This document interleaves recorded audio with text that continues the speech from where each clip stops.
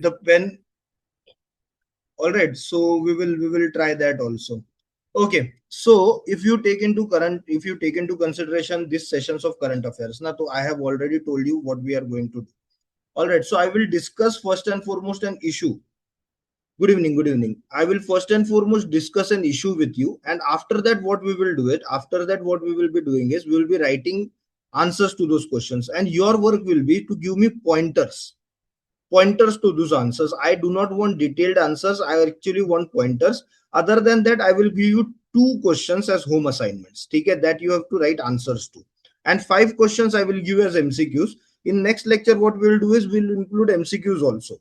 Okay, so that you can know how to solve MCQs. Say tricks and everything now that UPSC has pushed out of the window. But please remember one thing: if UPSC has done something in a particular year, that does not mean that it will forget everything that it has done previously. So it is not so that previous tricks or previous ways in the way in the which the questions were asked, that will totally get out. Okay, that is not going to happen. So we have to be ready for all things. Okay, we have to be ready for everything that can happen this year. Objective of this particular course is, first and foremost, you do not have to do any foundation course. Okay, we will do all the concepts right here. Okay, second thing is, be ready for all eventualities. किसी भी तरह से in any way na question is asked, we are ready for it. And all of you are going to clear prelims next year and mains also. Okay, so that is our endeavor, that is our ultimate goal. Okay, so let us start with the first news. First and foremost, my dear friends, now tell me, what is a cluster approach? Just a minute. Okay, what is a cluster approach? Tell me. Anyone?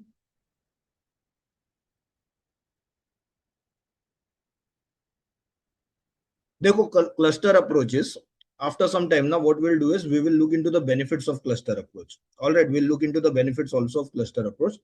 So cluster approach, my dear friends, is when government decides that a particular area will focus on a particular product. All right, a particular area will focus on a particular product, and because it is focusing on that particular product in that area, what will happen is there will be ultimately growth of economy.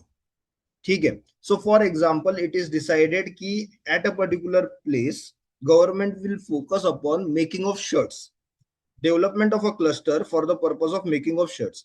Then what will happen? First and foremost, textile industry or cotton.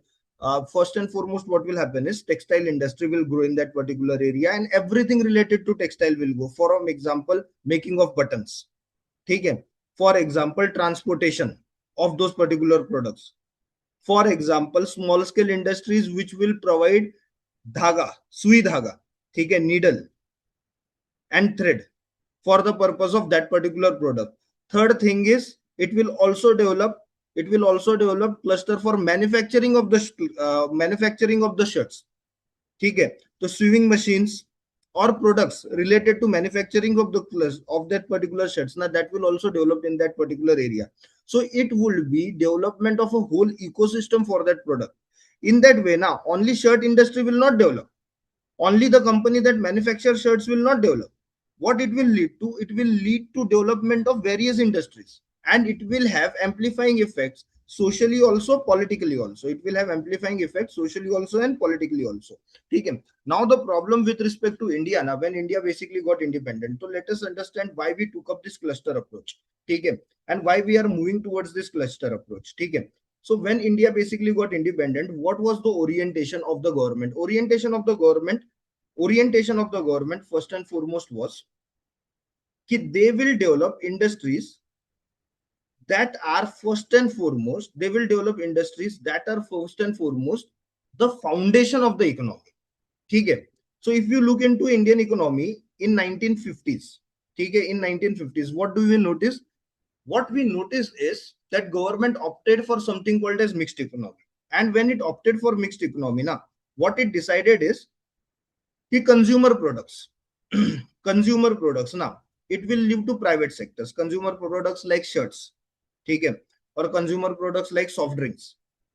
Okay. Acha, first and foremost, tell me, what is the difference between consumer products and capital products? First and foremost, tell me the difference between consumer products and capital products. Let us start from the very basics. Shubhranil, what is the difference between consumer products and capital products? Coffee पियोगे? Okay. Shubhranil, why are you logged in from two different accounts? किसी दोस्त को तो नहीं दे दिया है? Okay.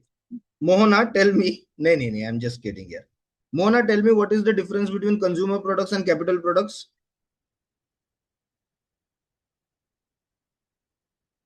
Okay. So basically, consumer products are the one.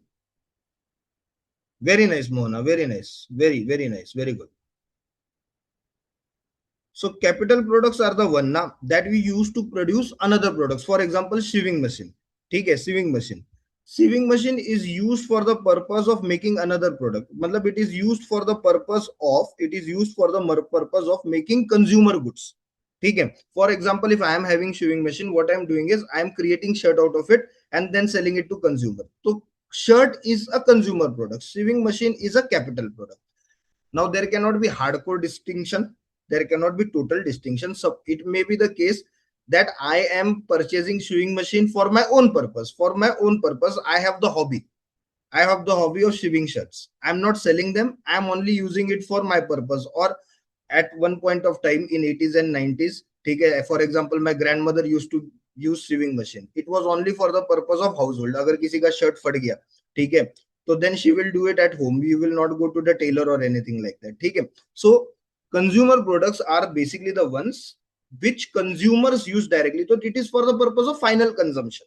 ठीक है. Capital products are the ones which are used for the purpose of creating consumer products. ठीक है. So if we look into history of India, what we basically noticed of economic history of India, now what we basically noticed was government stated that consumer products is something that private sector will take care of. Capital products are something that we will take care of. ठीक है. तो capital products मतलब mainly it was iron and steel, cement. ठीक है. So government invested heavily in that, and government what it did was at that point of time, there is also a difference between how government thinks and how private individuals think. ठीक है. Or entrepreneurs thinks. So for example, if an entrepreneur has to establish an iron and steel company, where he will establish an iron and steel company where there are mines of iron and where there are mines. ठीक है. So that as soon as the ore comes out, na, it can be converted into iron ore, it can be converted into iron, it can be converted into steel, it can be converted into other metals. ठीक है. With respect to government at that point of time, what it did was it created industries at those places where there was lack of development. ठीक है. तो economic efficiency did not matter for government. What mattered for government? Development. ठीक है. Development. Bringing those people in economic mainstream which were not part of it, which were not basically part of it. Slowly and steadily what happened was we started moving towards liberalization. So 1991 is the year in which we definitely moved towards liberalization. Now what is liberalization? Now there are three terms in it: liberalization, globalization, privatization. ठीक है. What is the meaning of these three words? ठीक है. Liberalization मतलब, the meaning of liberalization is government control over sanctions will lessen. So if I want to establish an industry, ठीक है, if I want to establish an industry ना, तो what I have to do is I have to go to the government and take permissions. So after liberalization, what happened was, first and foremost, many products for the manufacturing of which you needed permission, na, that went out. Permission went out. So there were products which you could manufacture without the permission of the government itself. Without the permission of the government. You could manufacture them without the permission of government. ठीक है. Some products were left for which permission of government was necessary. ठीक है. Second thing was globalization. What is globalization? Globalization matlab we will move towards import and exports. For many years, what Indian economy did was it did not get into foreign trade. Matlab our foreign trade was very minimum. ठीक है. Very minimum. What we used to import? Mostly oil. ठीक है, which we do today also. Mostly what we used to export, we used to export agricultural products. In that also it was tea. ठीक है. Tea was at one point of time our most important agricultural export. All right. As we moved ahead, what started happening was we basically started feeling the need of import and export. Now, why was this? Dekho, when we did not import and exports, now for example, television, we did not import televisions till 1991. Rarely someone would import television from Singapore, okay, or Taiwan. It was not as if those televisions were expensive. The thing was that now, अगर television 300 रुपए का है, तो you will have to pay 900 rupees as tax on it. 3 times tax was charged. ठीक है. Now why government did it? Was government angry on Singapore or Taiwan? No. Government at that point of time did it so that we could build something called as import substitution. Now write down this term. It is very important. We could build something called as import substitution. And what was import substitution? Import substitution is if we can make a product in India, we will make that product in India, even if making that product in India is expensive, even if making that product in India is not efficient. Why? There are two reasons for it. First and foremost, it will help us to reduce our dependency on a foreign country. All right. Second, it will save our foreign exchange, dollars. It will save our dollars. It will save our dollars. There was third reason also, and third reason was it will create the foundation of manufacturing sector in India. So television sector till 1991 we did not we did not import television. Radio, we did not import radios till 1991. All right. What was the result of it? The result of it was there was no efficiency. There were two or three television companies. There were two or three television companies that were dominating the Indian market, and there was no innovation in them. There was no innovation because they faced no competition. Unko pata tha people have to buy the same television. The only innovation that we had from 1950 to 1990 in the industry of television was कि black and white TV जो है color हो गया in 1984. ठीक है. In 1984 color TV started being produced in India. Why? Because Asian Games were there. ठीक है. तो Asian Games को color में देखना था. Otherwise there was no innovation at all. Even simplest thing, right? Remote control. Now that came in India in 1991. I remember the old TV that we had at my grandmother's place. Now उसमें वो regulator होता था. You have the fan regulator. Na in the same way there was regulator of channels. ठीक है. You have to twist it to change the channel, and change the channel करके भी there nothing used to happen. Why? Because there was only two channels. One was DD1, Doordarshan 1, and second was DD2, Doordarshan 2. ठीक है. So there was no use of turning that regulator also. What I'm trying to tell is कि at one point of time now we did not believe in efficiency that much. ठीक है. We did not believe in efficiency that much. We believed in creating a foundation of manufacturing sector in India. Then what happened? Then came 1991, and as I told you, we opened up the economy. And as soon as we opened up the economy, na surprise, what happened? No Indian company, no Indian television company, which was producing TVs in that particular time zone between 1950s and 1990s, no company survived. Why? Because they could not survive the competition. Na, there was no innovation from their side. There was no innovation from their side. So this is the second thing, that is innovation. Globalization led to innovation. Globalization led to competition. It led to innovation. Third thing that happened during that point of time, in 1991 when we went for LPG model, it is called as privatization. What is privatization? Privatization is government now will not own any manufacturing products and any manufacturing units. Matlab government will not be directly involved in manufacturing. So government will not be a direct player in economy. What it will do is it will regulate the economy. Okay? So if resources are needed for the purpose of say establishing iron and steel industry, so government will not go and establish iron and steel industry. What it can do is it can create a scene where it becomes easy to establish iron and steel company for a private company.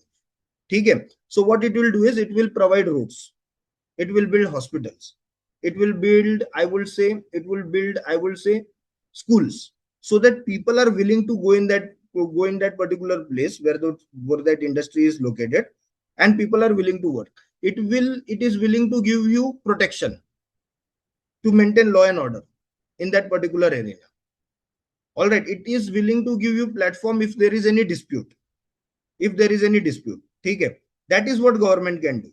So government, from being a main player in the economy or from being the participant in the economy, now remember this line. What happened in 1991? Government changed its course from being a participant in the economy to being the regulator of the economy. ठीक है, to being the regulator of the economy. Now this particular approach is also seen in government's program towards building clusters. Guys, just give me 1 minute. I have to attach charger to my laptop. Just give me 2 minutes. Just give me 2 minutes.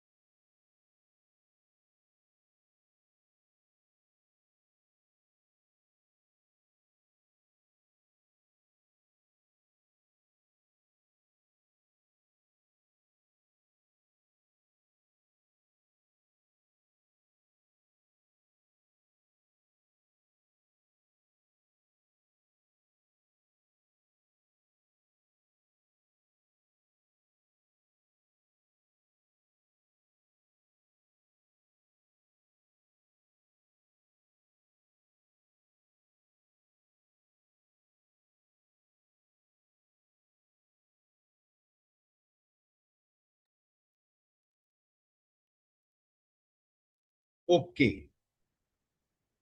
So shall we continue?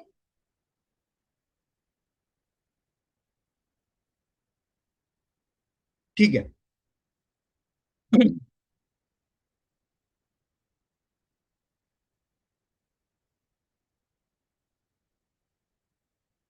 So this particular cluster approach, now it is part of government being a regulator.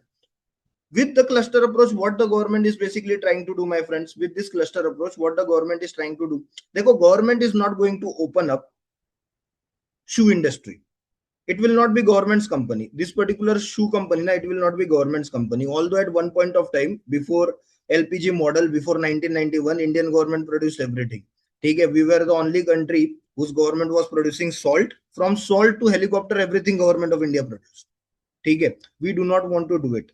Okay, tell me, Mohana, you tell me, what is the main reason? What is the main reason for government not getting included in manufacturing or government doing business? देखो, when government is selling SIM cards, BSNL तो नाम सुना है ना? So what is BSNL? BSNL is government's company who is offering you telecom services. So you tell me why government should not do it? Why government should not do it?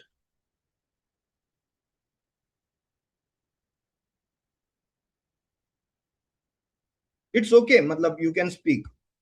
You can speak. It is okay. Go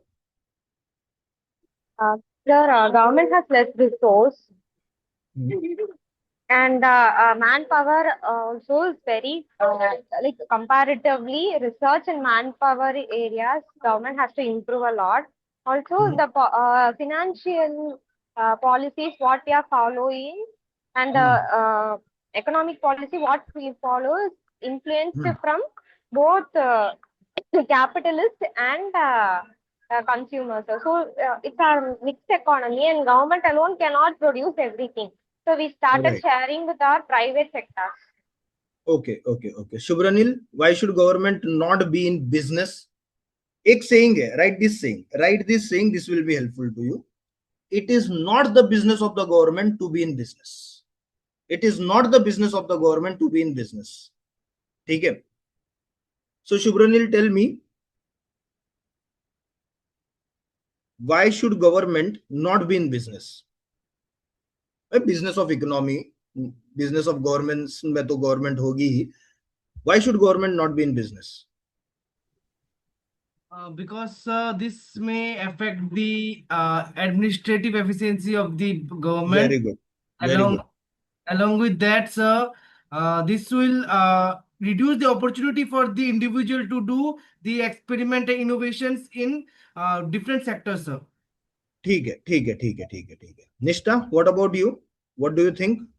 Why should government not be in the business? Can I say in Hindi? हाँ हाँ, 100%, no problem, no problem. Sir government basically पूरे country को regulate करती है, तो अगर government ही business में आ जाएगी तो जैसे शुभ्रनील ने बस पहले कहा कि इंडिविजुअल्स को मौका नहीं मिलेगा एंड हाँ, अदर दैट चीजें बहुत ज्यादा इक्वली चलने लगी, मतलब अप्स एंड डाउन जैसे इकोनॉमी में आती है जो इनोवेशंस को प्रमोट करती है वो चीजें भी डेड हो जाएंगी कहीं ना कहीं से, क्योंकि right. गवर्नमेंट हर चीज को लेवल पे रखने की कोशिश करेगी जो एक प्राइवेट कंपनी नहीं करती। प्राइवेट कंपनी का टारगेट ही होता है मैक्सिमाइजेशन इन बिजनेस। बिल्कुल, बिल्कुल, बिल्कुल. देखो, there are two things over here. We will look from both sides. ठीक है. First and foremost, why government should not be in business, and second, what are the benefits of government being in business? देखो, first thing is, whenever government does business, na, it does not do it with economic efficiency. It does not do it with economic efficiency. Government's motto with respect to doing business, when government was in business also in India, what was it? First and foremost, employment. First and foremost was employment. Second, with respect to government, now what we also saw was कि the end product का pricing was dependent upon making people happy rather than earning profit. Business का ultimate goal of business, what it is earning profit, and that profit basically will create more money in the economy, right. With respect to government, if we look into that times era, now what we saw was government was more inclined towards making people happy, and it played very badly, especially in election years. So bhai, if your input cost is 100 rupees and you're consistently selling something from 70 rupees, what is happening is 30 rupiya, the 30 rupees loss that you are getting, okay, that has to be compensated from somewhere. Where it will be get compensated from? It will get compensated from the developmental fund. So jo paise se you had to build road, you had to build hospital, what you are doing is you are compensating because you are losing in business. And why you are losing in business? Because you have to keep people happy because they are going to vote you. All right, this is the first thing. Second thing is, with respect to government being in business, now as Subranil told, as Nishta told, Mona told, कि what it will do is it will take away individual initiative. So when iron and steel in India were produced by the government, now what did private sectors do who also produced iron and steel? They exported the iron and steel. Matlab government was producing iron and steel in India and it was selling in the market for cheaper rate. And who can argue with the government? We cannot argue with the government. Okay, private sector cannot argue with the government, right? Private sector basically cannot argue with the government. So what private sector was doing? It was sending this particular iron and steel to foreign countries. Yes, it did help export, okay, but what it also did is it denied this private sector of a domestic market. So now this private sector had to depend upon international players or international markets for their profits. Normally what happens is you first build your base in your own country. Then what you do is you trade with the world. India के scene में ना जहां जहां in those sectors ना where government was involved, private sectors could not sell their products in India.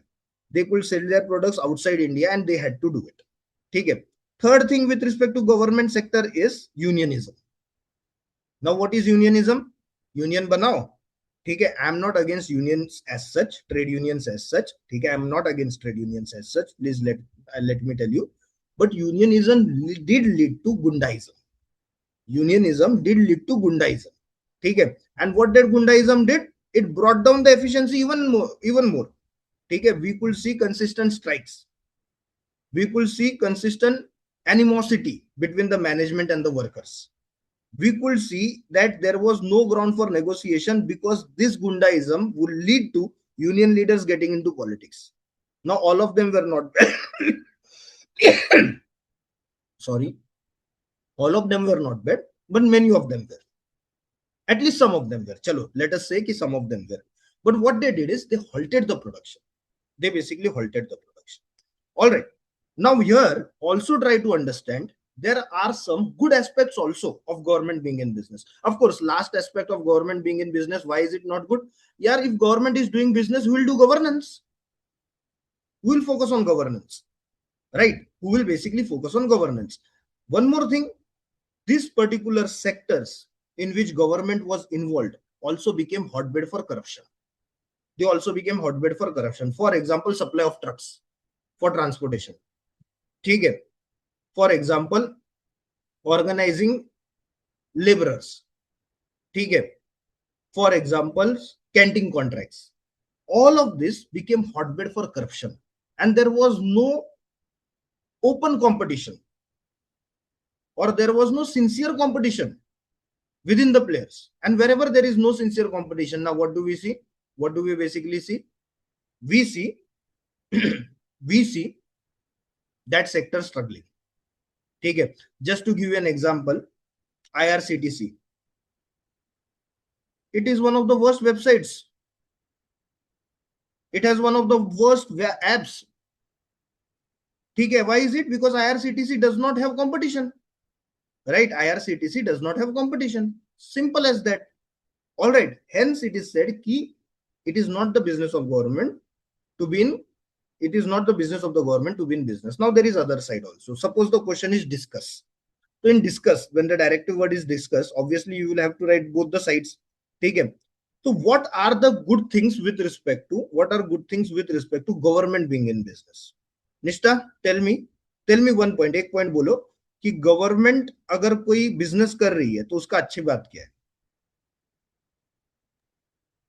Sir government अगर कोई business करेगी तो सबसे डायरेक्टली जो गवर्नमेंट के पर्सपेक्टिव से अगर देखा जाए तो उनका टारगेट रहेगा एम्प्लॉयमेंट को बढ़ाना, उसको वैल्यू बिल्कुल. देना। राइट. Indirectly right. कहीं ना कहीं गवर्नमेंट जब बिजनेस में इन्वॉल्व होती है तो वो इंस्टीट्यूशंस को भी प्रमोट करती है जो उस जॉब फील्ड्स के रिगार्डिंग ट्रेनिंग प्रोवाइड करे।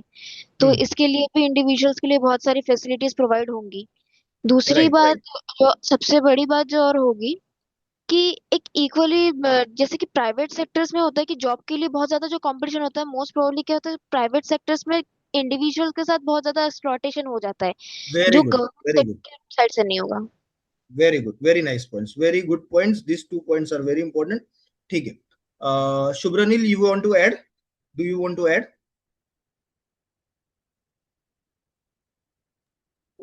सर क्या कहते हैं सर, मतलब this will lead to welfarism of the population. Right. Right. Right. Right. Along with that, sir, means if government is in business, then the means that uh, global trade, this will help. So this will help to develop global trade linkages, because government will have even international relations together with that ठीक. business opportunities. ठीक है. ठीक है. What about you, Mohana? Mohana has written her answers. ठीक है. So what I will say is there are 2 or 3 points that you have to remember, and most of the points you have given. Very nice. I am very impressed. First thing is, if government is in the business now, so it will focus upon welfare through employment, through location, selecting location of the place where business has to be done. And this was the intent of the government in 1950s also and in 60s also. Profit we can earn, but let us make people capable of becoming part of formal economy. All right, that is the first thing. Second thing, if you take into consideration the rights of workers from exploitation point of view, na very good point that Nishta has raised. So सबसे ज़्यादा implementation of these welfare policies of employees, where does it take place? It takes place in government. In private sector, you will be denied of your gratuity. In private sector, you will be denied of your regular salary also in some places. Subranil knows about it, right, Subranil? ठीक है. So that is possible In private sector, most importantly, many Indian companies do not follow the policy of maternity benefits. They do not follow the policy of maternity benefits. Is it possible that Indian Railway does not allow maternity benefit? It is not possible at all. It is not possible at all. Next thing, public sector will take care of inclusivity. So it will take into consideration communities that are in government services also. So you see sizable number of people from SC category, from ST category being part of public sector. We do not see that in private sector. We do not see that in private sector. All right. Now this is the second reason. What is the third reason? Third reason is from the point of view of national security. There have to be some industries which are to be part of government sector. That is compulsory. They cannot be part of private sector. For example, atomic energy. Although what we feel today is necessary for national security, we might not feel the same some years down the line. For example, at one point of time, now telecom we had not opened to the private sector. There was only there were only two companies basically, and they were identical to each other. One was BSNL and one was MTNL. BSNL took into consideration telephone connectivity throughout India. MTNL was focusing upon Delhi and Mumbai. So MTNL only focused upon at that point of time it was Bombay and Delhi. So it provided telephone services to Bombay and Delhi. With respect to rest of India, it was BSNL. We thought from national security point of view, telephone should not be in the hands of private sector. But later our orientation changed. We felt nahi. We can still have track of who is talking, from where a fall has come. So national security will not be a problem even if telecom is under private sector. We need to have some laws. So we created those laws. Even this was related. The same was related to internet. Internet initially only BSNL provided to the complete country. Now we have different companies. Now BSNL we do not think also when it comes to internet connectivity. Now what we have done is we have also asked private industries to get into defense. So we have Reliance, we have L&T. It has become defense producer. So there will be, but still there will be certain areas in which it will be felt कि government का रहना जरूरी है. So these are two sides of the coins. When it comes to discuss you have to mention both, and ultimately you have to say कि regulation of government is necessary, but direct involvement should be kept at minimum. This should be your conclusion. I hope you have got it. Now let us come to what has been in news. Background बहुत हो गया. Now directly to the news. What we see in the news. क्या yes शुभ्रनील bore हो गए background से?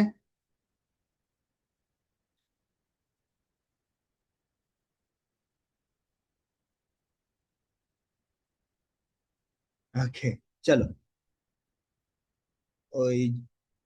Webcam की वजह से ना there is some problem. So central government, what it has decided is, it is decided to set up mega leather footwear and accessory clusters in 4 states. Now which are those areas and which are those states? So first is Muzaffarnagar, Bihar. Now Bihar has been traditionally known for leather industries. देखो in North India ना there are two places. Muzaffarpur has traditionally been known. Don't confuse Muzaffarpur with Muzaffarnagar. Muzaffarnagar is in JNK, not in JNK. It is in POK. It is in POK. It was one of the bases for attack on Srinagar in 1947. When Pakistani army attacked JNK, at that point of time JNK was not part of India. So Muzaffarnagar was the place from where they set up the base to launch attack on Srinagar.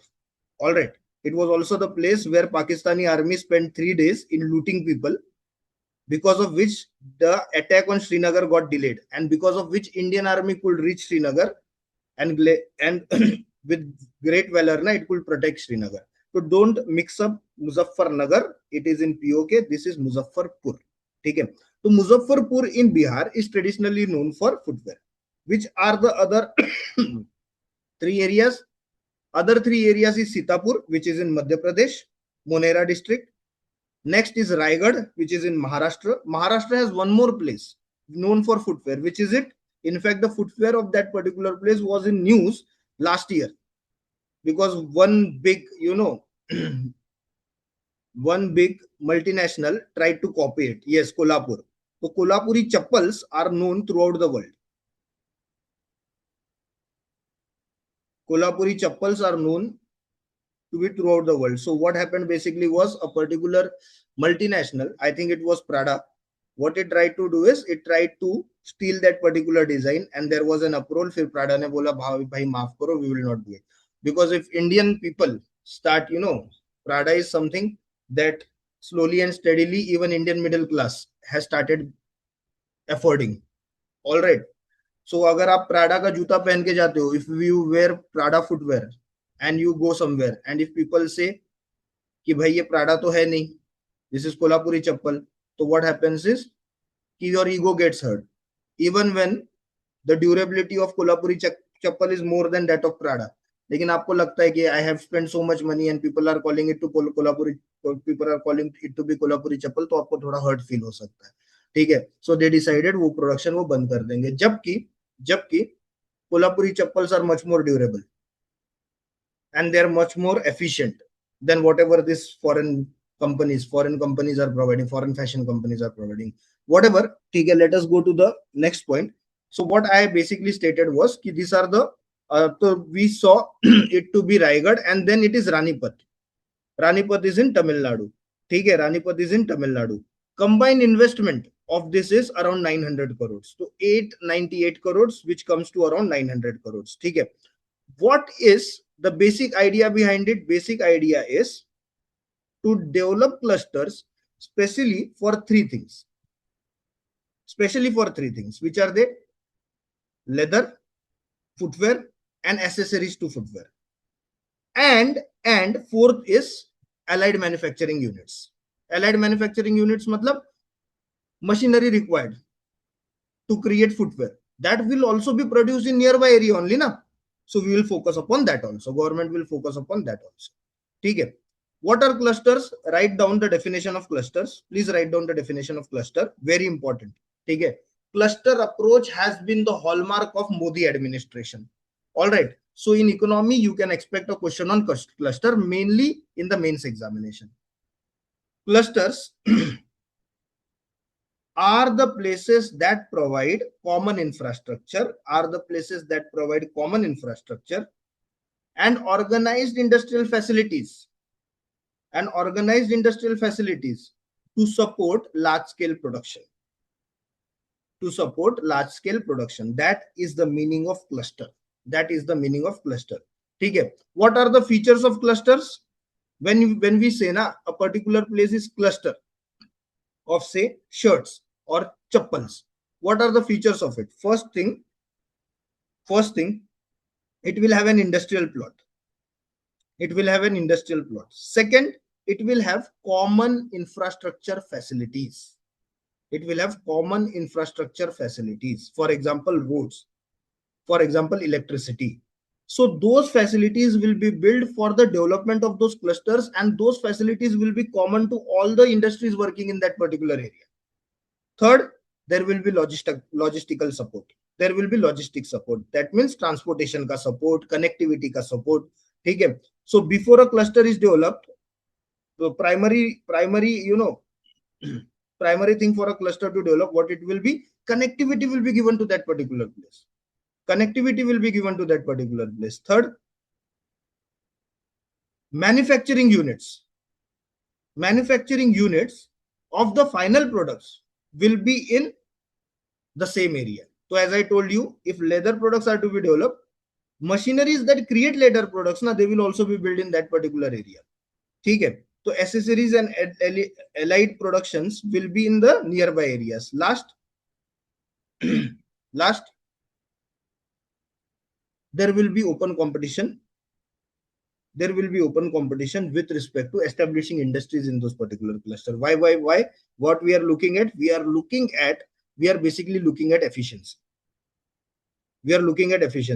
So you will not be provided special treatment when it comes to clusters. You will not be provided special treatment as a company when it comes to clusters. All right. First cluster, Muzaffarnagar, Bihar. Muzaffarpur, sorry not, मैंने ही बोल दिया मुजफ्फरनगर नहीं, Muzaffarpur leather and footwear cluster. It has been granted approval by Department for Promotion of Industry and Internal Trade. It is a greenfield project. What is a greenfield project?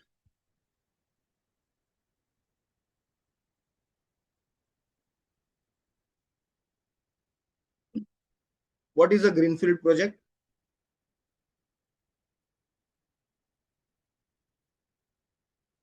Greenfield project basically is the one where you start from the scratch. That is greenfield project. Okay, when you build an industry or you build a cluster from the scratch. Brownfield, already there was a cluster.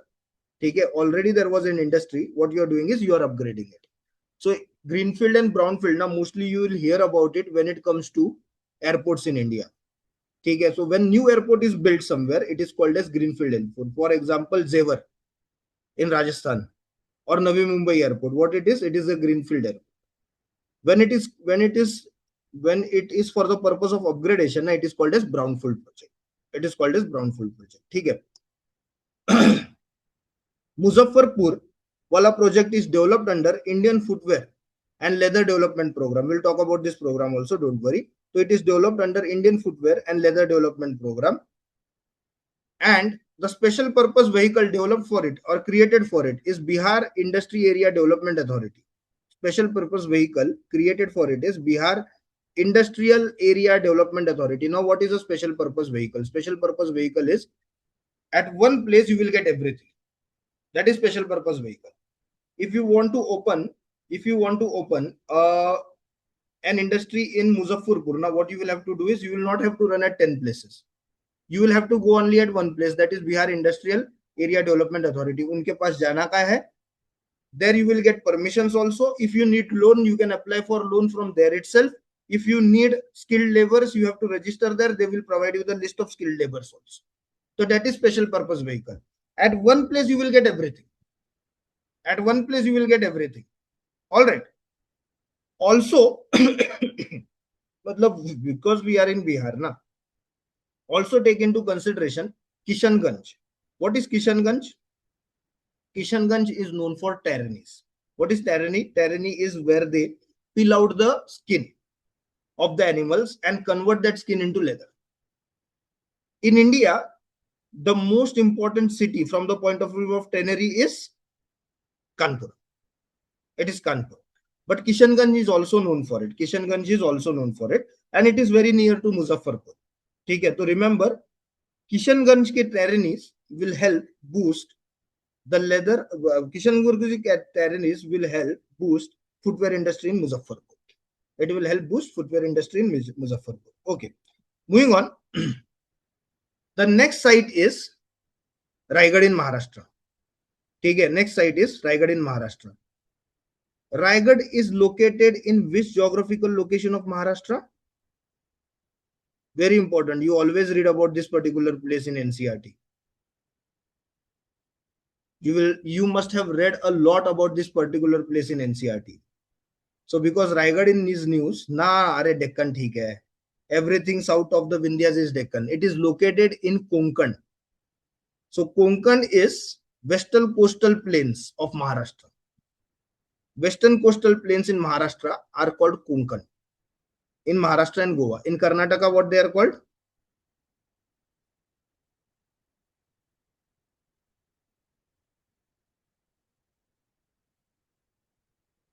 Malabar. Karnataka and Kerala, they are called as Malabar. Okay? Chalo, moving ahead.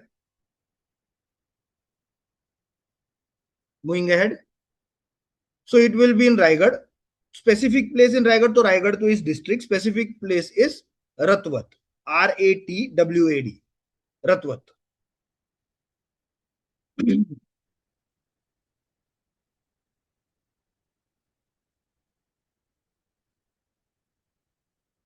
In Madhya Pradesh, The area is Sitapur. Sitapur is located in Monera district. Monera district is again traditionally known for leather work. It is traditionally known for leather work. In Tamil Nadu, the same project will be carried out in Ranipet. Ranipet is in which district? Mohana. So Ranipet now is a district itself. At one point of time, it was part of which district, Mohana? It was part of which district before 2019? Sir, I Sorry? think it was part of Vellore, sir. I It think it was was Vellore. part of Good, good, Vellore. good. It was Vellore. It was part of Vellore. It was part of Vellore. Now it is an independent district, and it has been created as an independent district more or less for the specific reason that Tamil Nadu government intends to make it as industrial district. Tamil Nadu government intends to make it an industrial district. That is one of the main reasons. All right. Okay. Okay. What is the aim? Now you guys tell me the aim overall of the cluster approach. Okay. We have looked into the 4 regions. We have looked into the advantages. Now tell me what is the aim of cluster approach. Nishta, you give me 1 point with respect to कि इसका aim क्या हो सकता है? What must be the aim of developing clusters, leather clusters? Tell me. Sir leather clusters को अगर develop किया जाए तो उनकी वैरायटीज मतलब हर लेदर की अपने अपने एक अलग क्वालिटी होती है, तो उनकी मार्केटिंग अलग तरीके से होगी। एक क्लस्टर में क्या होगा कि कॉम्पिटिशन्स भी देखने को मिलेगा, उनकी वैरायटीज भी, और हर एक चीज में हम डिफरेंशिएट कर सकते हैं इंडिविजुअली। और इन जैसे अपने कोल्हापुर का एक एग्जांपल दिया था प्राडा, तो ऐसे करके एक इंडिविजुअल की एक मार्केटिंग की एक अपनी अपनी आइडेंटिटी क्रिएट हो सकती है, बहुत जो अच्छी, एक very इकट्ठे में नहीं होता। बिल्कुल, very good, very good, very good. So first, as she said, na, it will create an identity of that product belonging to a certain place.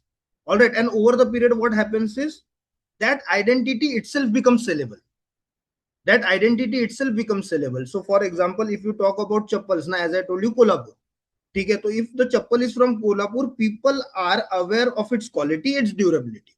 All right, so same will happen with these products also, and over the period of time, these products therefore will become sellable because of the clusters through which they were created rather than anything else. Okay. Second reason, now take this in, why leather in particular, because again there are 2 types of products. One is labor intensive product and other is capital intensive product. So capital intensive product, in capital intensive product, what does not happen? Employment generation to that extent does not happen.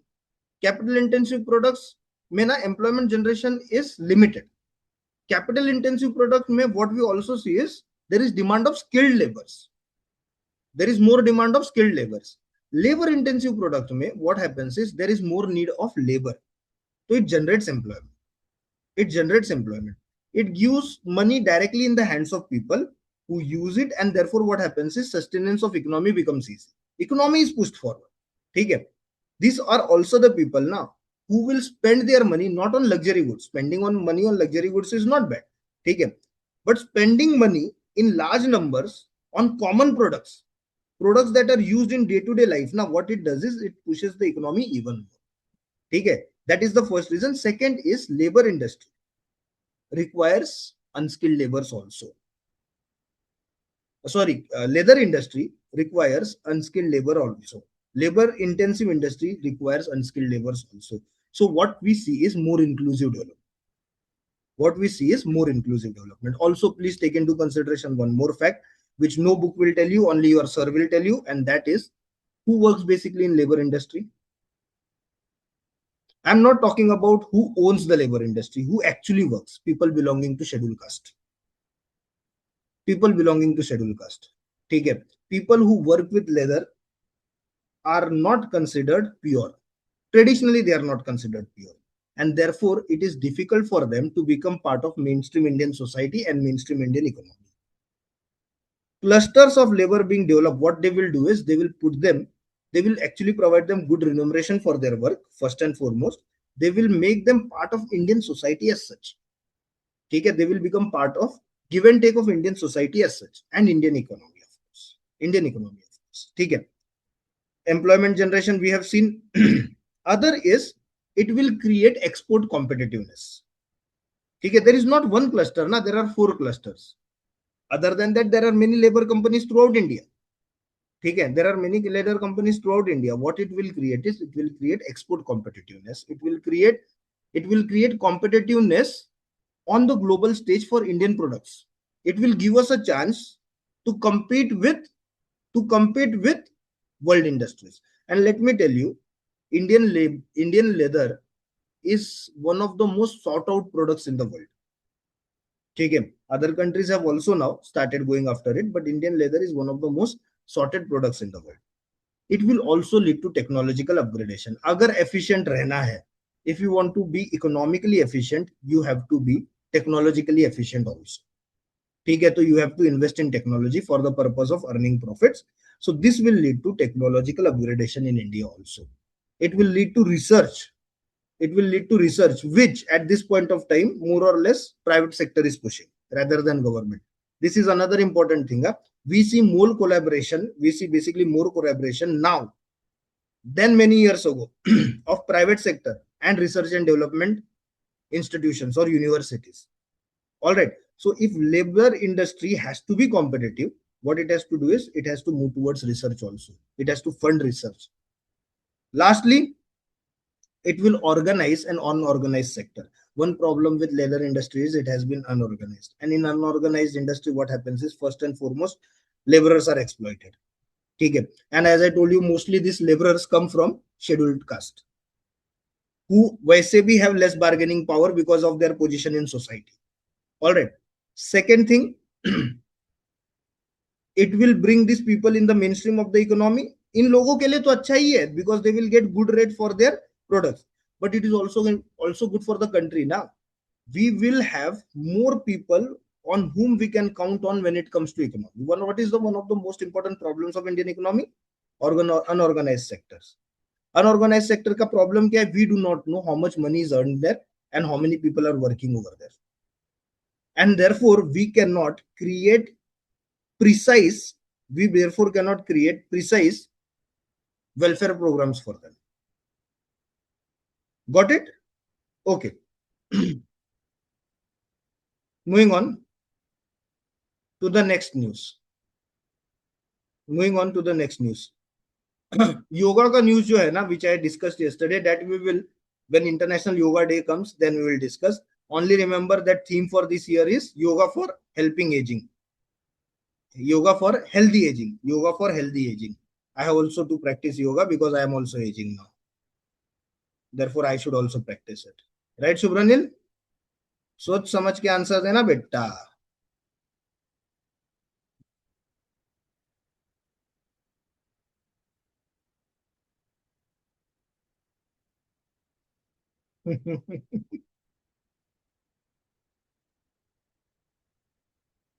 Okay, now let us go to Tamil Nadu, where Mohana's favorite CM, Vijay, has launched Singapen Special Task Force.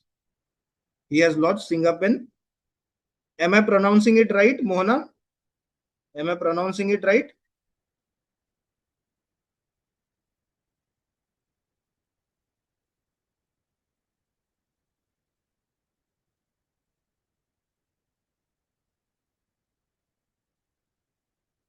Okay.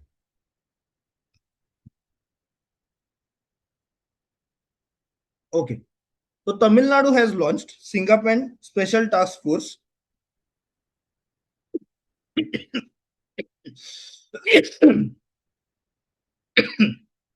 in Chennai.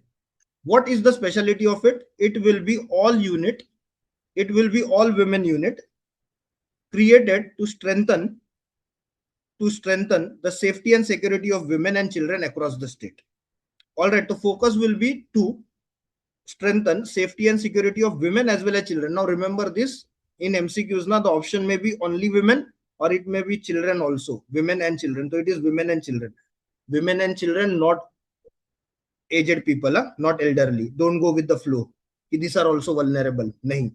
It is specific women and children. All right.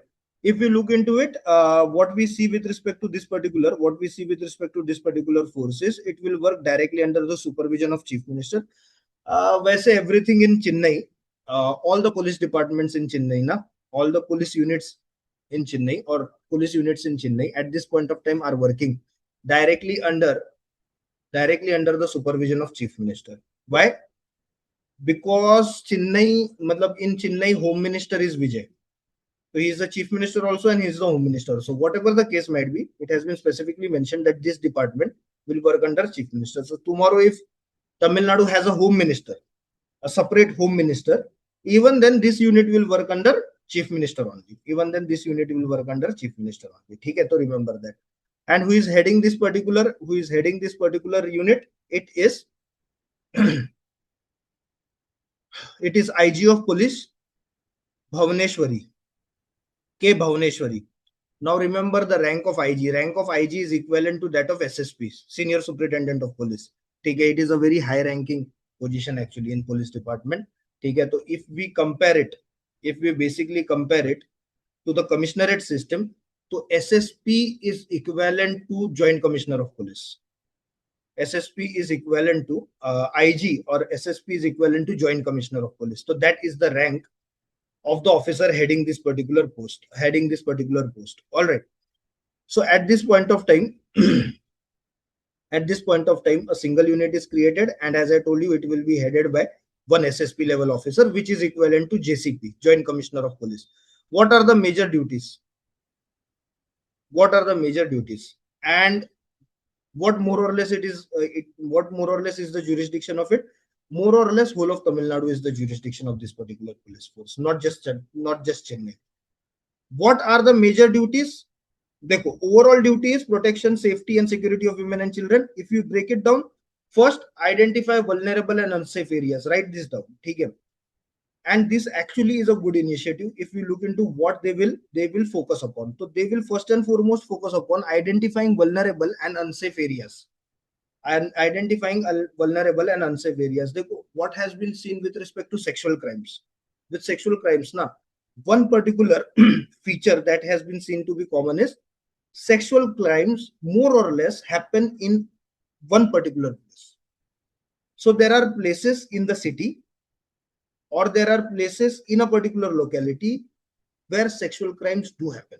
Now they can be for various reasons. First and foremost, the place might be isolated. All right. Second, elements in those places have the tendency of sexual crimes. Okay. Third, that area might not be illuminated. मतलब वहाँ पे light नहीं होगी. ठीक है, that might be the case.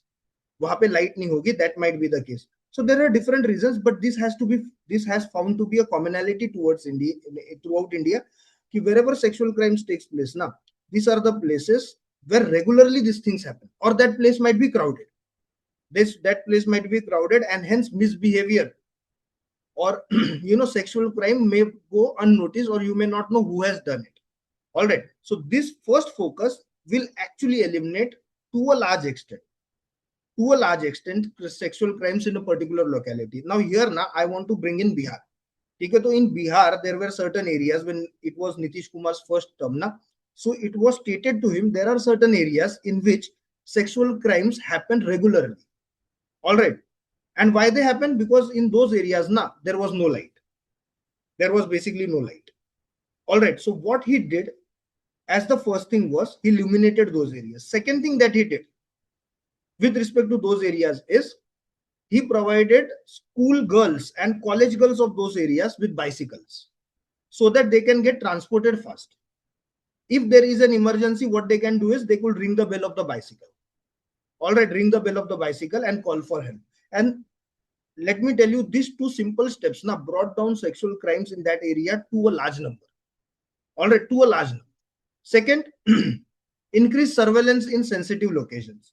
How it will be done? Of course, mainly through CCTV cameras. Third, conduct regular patrol. This is another reason that in the first tenure of Nitish Kumar, sexual crimes in Bihar went down. Take him. He insisted upon police regularly patrolling the areas where criminal activities takes place, especially sexual crimes. Third, respond quickly to complainants. Now this is a problem with respect to India. Sexual crimes are not registered. It is said that out of 100 sexual crimes that take place against women and children also, not more than 10 are reported. Not more than 10 are reported. All right. And what is one of the most important reasons for sexual crimes not being reported? Actually, there are two reasons.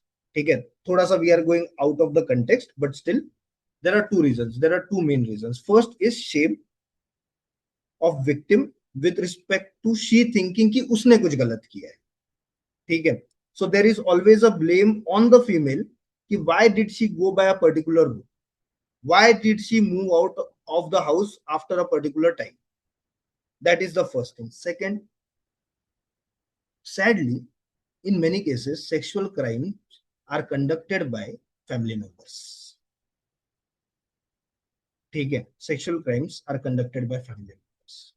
That is the reason reporting is low. ठीक है. Now coming back to the topic. So what they will do is they will provide for quick response. Third, they will enhance visibility of the police in public places. They will enhance visibility of the police in public places and in most of the states. Now what happens is the presence of police itself, presence of say a police constable itself is enough to bring crime under control. All right, why?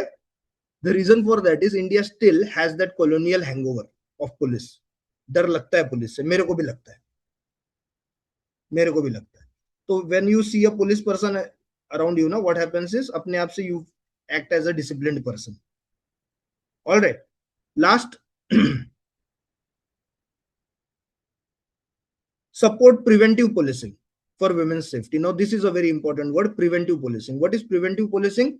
Preventive policing is making sure that the crime does not happen. Normal policing is investigation. Preventive policing is making sure that the crime does not happen. Use this word in your answer wherever possible. Matlab, not jabardasti. So if the question is on, say, nuclear physics, do not use preventive policing. Use it when it is appropriate. All right. There is one more thing. Now, more or less, what is made sure that there is at least one female officer or constable in a police station? Police make that sure. It is more or less made sure. It is not possible in all police stations across India, but more or less it is made sure that every police station and every beat chowki is smaller police stations. They have one female officer. Why? Because it is easier for females to express themselves before a female officer. It is not at all easy. First and foremost, understand it is a traumatic experience when a woman goes through a particular crime, when she is a victim of a particular crime. On top of that, what we expect her to do? We expect her to explain the situation so that the report can be written. It is not easy for a woman to, express all those things in front of a man. All right. So that is why this particular unit is a good initiative. So in Delhi also we have something called as pink police stations. Okay, what is pink police station? Pink police stations are the ones where all the staff is female. So one of the first pink police stations in Delhi was Parliamentary Street Police Station. Okay. It was Parliamentary Street Police Station. I do not know if it is still a pink police station, but it was the first pink police station in Delhi. All right. Okay, moving on. This particular unit will have special focus on certain areas. Which are they? Bus stops, railway stations, educational institutions, IT hubs, and other public places which are considered to be vulnerable.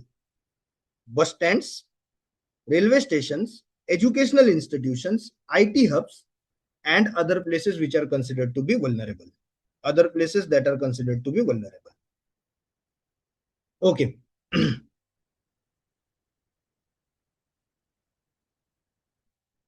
Also, two female officers in these units are being drawn from cybercrime wing. Why? Because one of the arenas that we see crime against women to rise is cybercrime. Be it from the point of view of using AI for morphing a picture and then uploading videos which are vulgar in nature, to I will say something called as cyberbullying or cyber blackmailing. it has been seen that this particular things have been in rise when it comes to women. So for the purpose of that, na, 2 female officers have been borrowed in this unit from cyber units of Tamil Nadu Police. Of Tamil Nadu Police. All right. Now tell me, why the same is not done throughout India? Why the same has not been done throughout India? And why Tamil Nadu?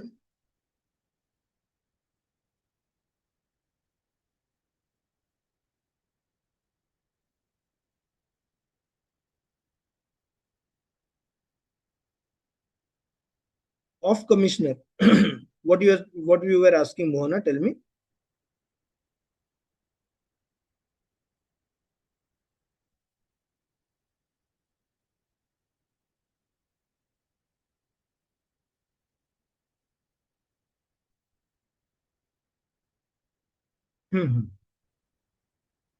देखो, it has been done in Tamil Nadu because the subject of police and the subject of law and order is under second schedule of the 7th list of the constitution. 7th list of the constitution gives work. ठीक है, 7th list of the constitution gives work na to different to different federal units. So it provides for union list, it provides for state list. Police is in state list. So if other states want it, they will also create such units.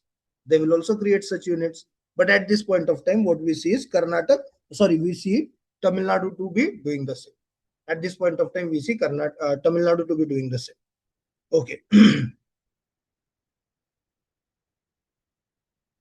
Okay. Any doubts from this particular news? Any doubts from this particular news?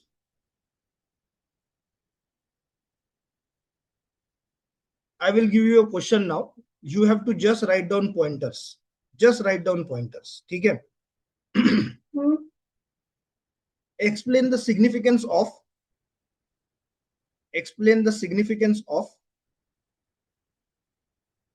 cluster approach. Explain the significance of cluster approach. So just tell me the importance of it in pointers, no need for detailing.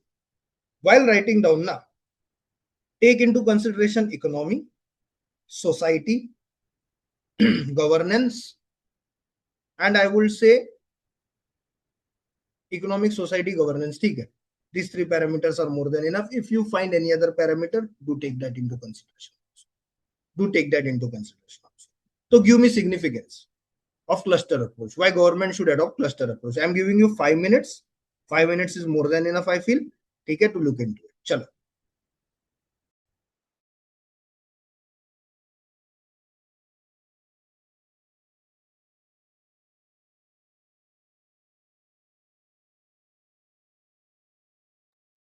So can you type the question, sir?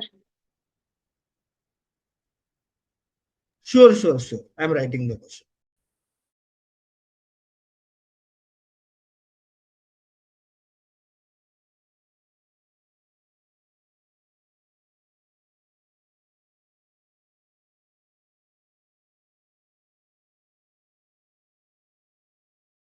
शुभ्रनील, एक एक करके मत लिखो. First write them down. ठीक है, and then एक साथ provide करो. ठीक है.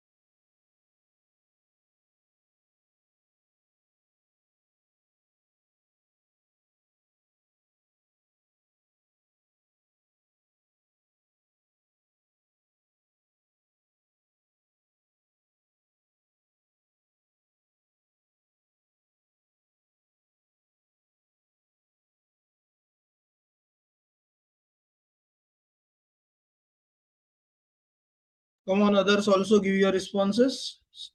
No problem, don't rush into it.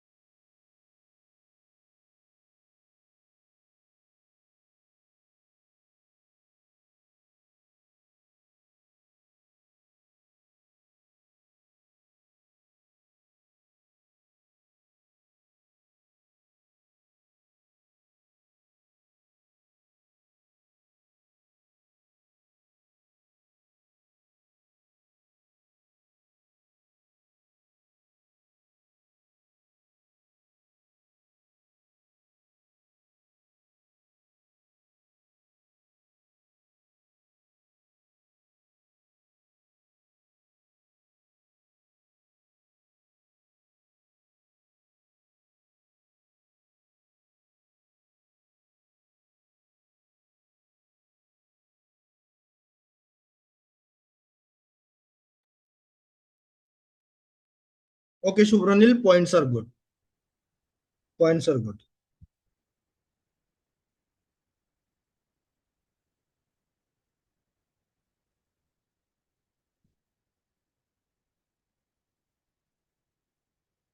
Start, Mona, start with the most important point. Okay, what will happen immediately? So immediately what will happen is employment generation will happen. Dekho, whenever you write the points, now what I want you to do from the next time is first jot down the points on the piece of paper and then provide the points according to what you think are the priority points. Dekho, this is very important when you write answers. The examiner has to see, not only he will see the points, okay, he will also see if you are giving utmost important to the most important point. So if the first point that you have to write, it is not your first point, you have written it somewhere, it may be your fourth or fifth point, now then he will be a bit disappointed. So there will be a difference of half a mark.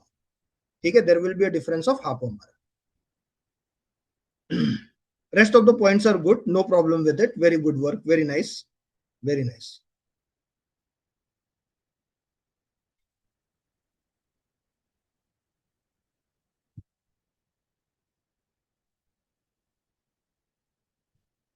Both are more or less the same thing.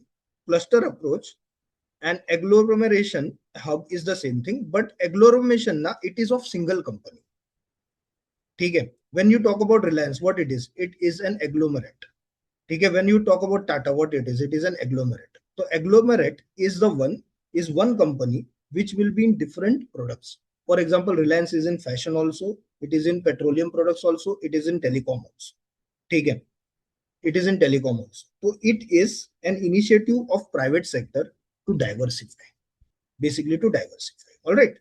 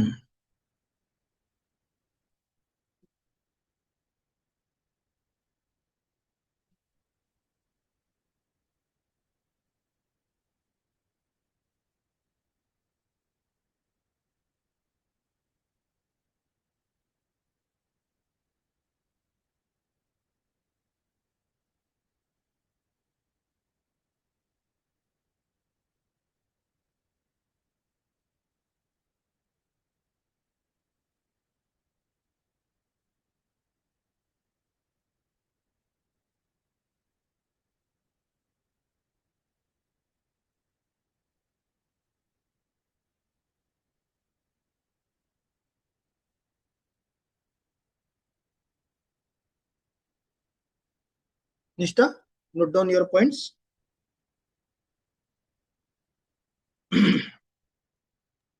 Yes, slowly sir, and I'm steadily. audible. हाँ, please, आराम से. Next time, not next time, but slowly and steadily, I'll make you write the whole answer. ठीक है? And then you will have to send that answer on the WhatsApp group. ठीक है? It is not possible here to send the answers ना, तो you will have to send the answers to the WhatsApp group. All right. तो अभी तो we are just starting, so I am being a bit less tough. Don't worry, इस मासूम चेहरे के पीछे एक बहुत खौफनाक आदमी है.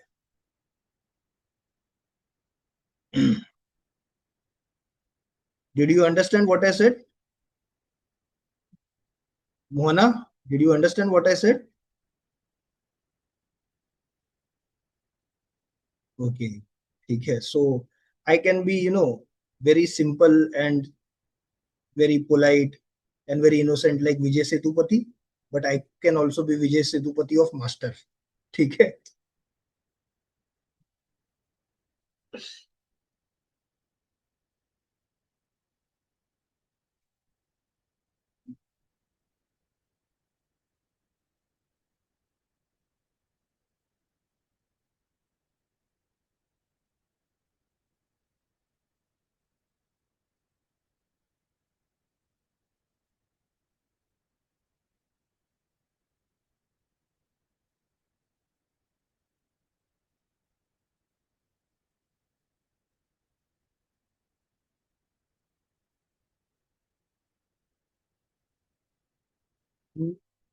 Take some time now. What the problem is that you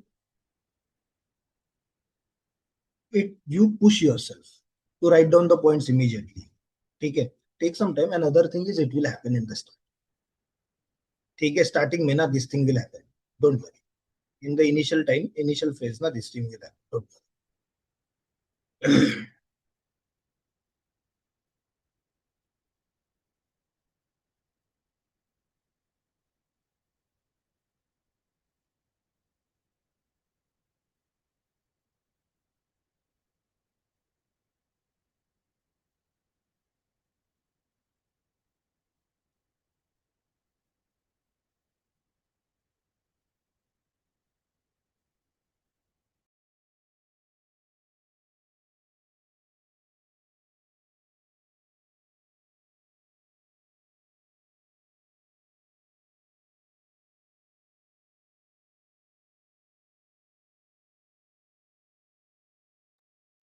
Subranil, ready for your exam?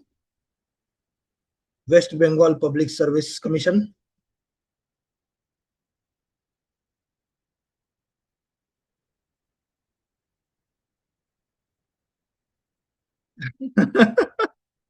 Okay, good. बिल्कुल बिल्कुल बिल्कुल जाके एग्जाम दे के आओ. ठीक है. Just go and give your exam. That's it.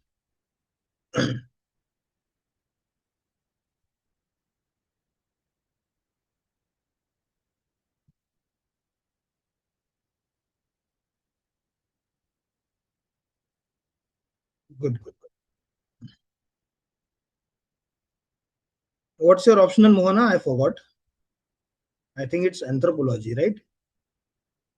Okay. So, Pubbat, sir. Puppet. Ah, right. You're a student of Abhishek, sir. Right. I hope the discussion till now has been good. No problem with it. Very nice point, Nista. Answer तो लिख रही हो यार इतना अच्छा. Stress देती हो मुझे भी और अपने पापा को भी. Very nice. Very good. Very good. Chalo, let us now move to the next news, and this news is from Assam.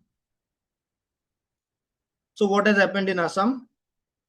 So Assam has exported its first shipment of lychees to Dubai and Singapore. Normally, when we say lychee, which state do we remember? We remember the state of Bihar. Okay. But lychee lychee cultivation has also been associated with Assam. In fact, it has been more than 100 years now since lychee has been cultivated in Assam, and the lychee of Assam it is said to have peculiar products, because of which it got GI tag also. GI tag, what it is? GI tag is geographical indication wala tag. Matlab, this particular product belongs to this particular place. So when I am buying, for example, Ratnagiri Hafus, okay, Alfonso mango from Ratnagiri, when I am buying that particular mango na, So what as a customer I will do is I will expect certain qualities. So if someone is saying this is Alfonso mango and selling it to me, okay, and if I do not get those qualities, I can basically take him to the court. Obviously, because that particular mango is not from Ratnagiri, it will not have the feature. So geographical indication is provided so that I can expect certain qualities from it, and I buy that product based on those qualities. All right, I buy those products based on those qualities. Okay, who was the main supporter of this particular consignment from Tejpur to Singapore and Dubai? Lychees ka, so it was Agricultural and Processed Food Product Export Development Authority. Write it down. Agricultural and Processed Food Products Export Development Authority. Tejpur belongs to which district? Nishta, you're from Assam, right? No, sir, West Bengal. Achha, you're from West Bengal. I'm so sorry. And Tejpur belongs to which district? Anyone? There are certain facts with respect to Tejpur I want you to know, because पता नहीं अभी UPSC कहाँ से question पूछेगा ना. तो Tejpur is in Sonipat district of Assam. ठीक है. Also please take into consideration that it is located on the banks of river Brahmaputra.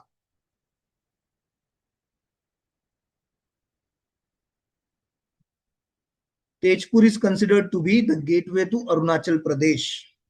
It is considered to be the gateway to Arunachal Pradesh.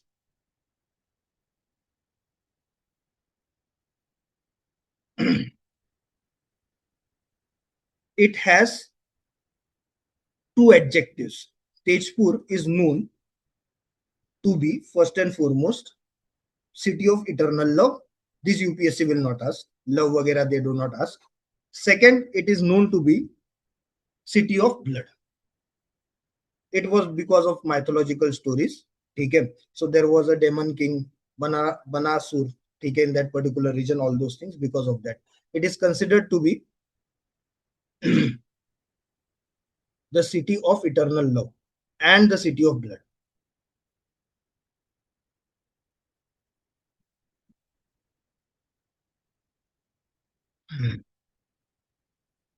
Most important temple in this region is Mahabhairava temple. It is Mahabhairava temple.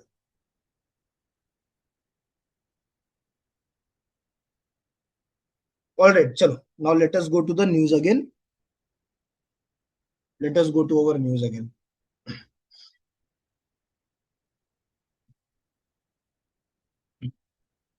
Tejpur lychees are valued for their distinct taste, juicy flesh, and attractive color.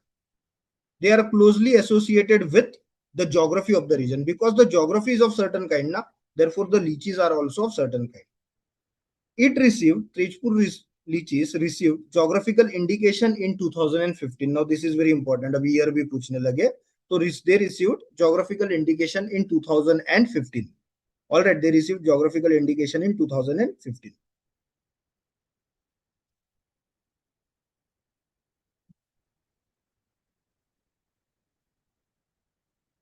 Tejpur cultivation, lychee cultivation in Tejpur started in the year 1923. It started in the year 1923.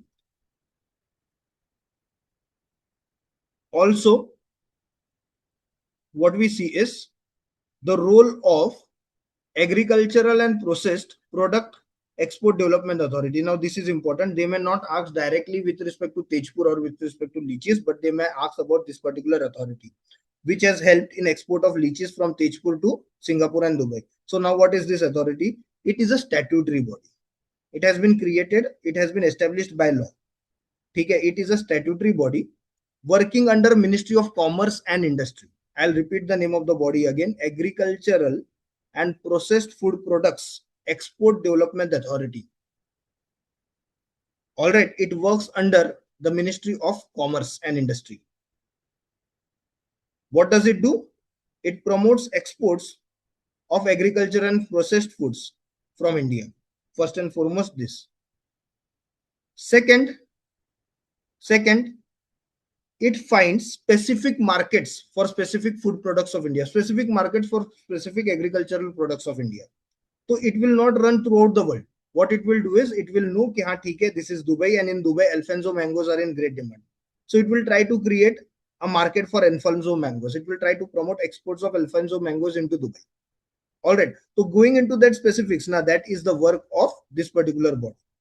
With respect to lychees, also understand what does where in what states of India lychee is produced. वैसे तो lychees are produced more or less in many states in India, but focused states. Which are the focused states? First and foremost, it is Bihar. Bihar is also the biggest producer of lychees in India. ठीक है. So first is Bihar, second is West Bengal, third is Jharkhand, and fourth is of course Assam. So in quantity terms, now Assam produces least number of lychees in quantity terms. ठीक है. But they are in great demand. But lychees from Assam are in great demand, especially Tejpur. Now, let us look into why GI tag is important. Why GI tag is important. So, you tell me why GI tag must be important. आप लोग बताओ why GI tag must be important. Nishta, why GI tag must be important?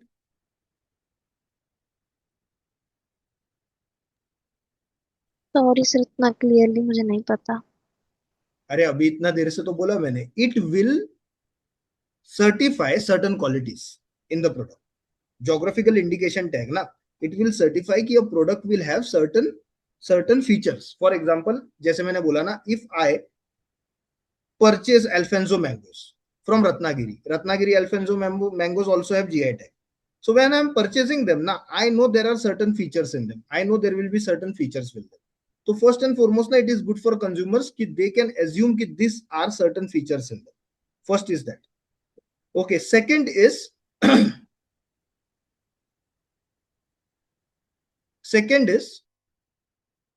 it will improve income opportunity for farmers. GI tag, when it comes to agricultural products, it will improve employment opportunities or income opportunities for farmers. Third, what it will do is it will help in branding. It will help in branding. If I take into consideration lychees from Assam itself, then how it will help? It has some few more significance. सबसे पहले it will expand export products from northeastern India. देखो northeast India का ना, what has happened is, one problem with respect to northeast India is its economy is not growing at a pace that it should grow, especially when it comes to agriculture product, because so much diversity is present in that area when it comes to fruits, horticulture, ठीक है, horticulture industry. So this may be the first start, this may be the first push, ठीक है. In fact, if you get into northeast or if you read about northeast and the products from northeast, now one good thing that has happened in northeast, मतलब at least northeast has shielded itself from is harmful fertilizers, pesticides, ठीक है. So there is great scope for organic fruits to develop in the northeast. Second is there is so much diversity in northeast, many of the products even we do not know that are being produced in our country itself, and the nutritional values of those products, even we are not paying attention towards it. That will be promoted because of these lychees. Now because of these lychees, what will happen is other food products of northeast, now they will become the focus, and the demand for that will increase, and that will increase the economic development, that will improve the economic development of the region. Okay? It will of course strengthen India's horticulture export, and of course the horticulture sector of the northeastern India. It will also support value addition in the sense कि lychees अगर you have to export, you cannot take them like that only ना, हाथ से नहीं लेके जाएंगे, you will have to do packaging, ठीक है, you will have to basically put in advertisement, you will have to employ people, ठीक है. What it will do is it will create employment in allied sectors also. It will improve employment in allied sectors also, ठीक है. So that was the news from Assam. Now what we will do is we will look into Shaurya Chakra, ठीक है. We'll look into Shaurya Chakra. One person in particular, that is Suraj Prashar. ठीक है, Suraj Prashar received Shaurya Chakra for Operation Chuntawati. First, we will look into first we will basically look into what are the basic features, what are the basic details of that operation, because UPSC may ask that also, and then we will look into Shaurya Chakra. Okay, then we will basically look into Shaurya Chakra. So Operation Chuntawati was conducted in November 2024 in Chuntawati village in Bandipura district of JNK. Okay, in Bandipura district of JNK. What happened? It was a joint operation of security forces to neutralize terrorists hiding in that particular region. All right, terrorists hiding in that particular region. The operation resulted in elimination of terrorists and recovery of inhabitants of that village from a dangerous zone, from a warlike zone. All right, from a warlike zone. That was basically the background. All right, Shaurya Chakra. Now, the question that I feel can be asked from this article is more related to Shaurya Chakra rather than this operation. Okay, so UPSC has that habit of asking questions on something related to current affairs. So Shaurya Chakra, about it. So it is a peacetime gallantry award. So if we look into Paramvir Chakra and Mahavir Chakra, Paramvir Chakra, Mahavir Chakra and Veer Chakra, what do we see with respect to them? They are wartime awards. They are wartime awards. In extraordinary situations, now Veer Chakra is given during peacetime also, but it is rare. These are wartime awards. Shaurya Chakra is peacetime award. Matlab, India is not at war, but some soldier of ours, police official of ours has shown extraordinary courage for the purpose of defending people, for the purpose of defending India. In that case, Shaurya Chakra is provided. Shaurya Chakra is provided by the President of India. Okay. It is awarded for, Shaurya Chakra is awarded for act of courage, bravery and self-sacrifice. Act of courage, bravery and self-sacrifice. Okay. It recognizes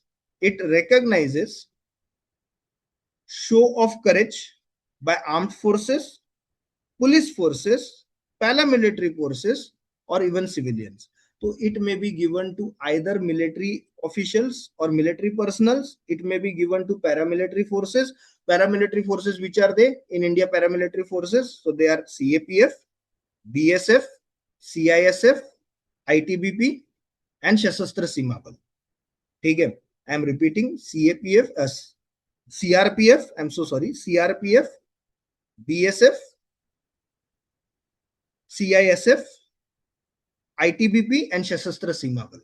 These are the 5 paramilitary forces. What are paramilitary forces? They are central police forces. Okay, they do not come in the definition of defense forces, but they are given training of the same.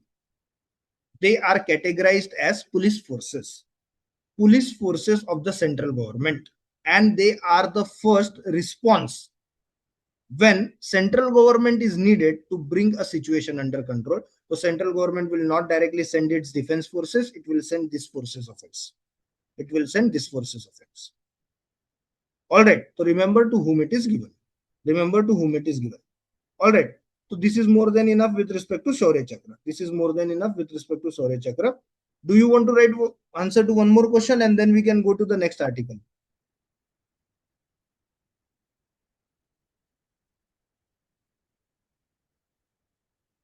Shall we go to one more question? Okay.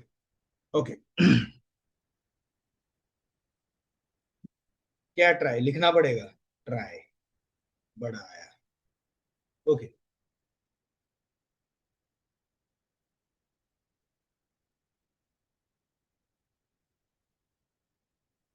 Policing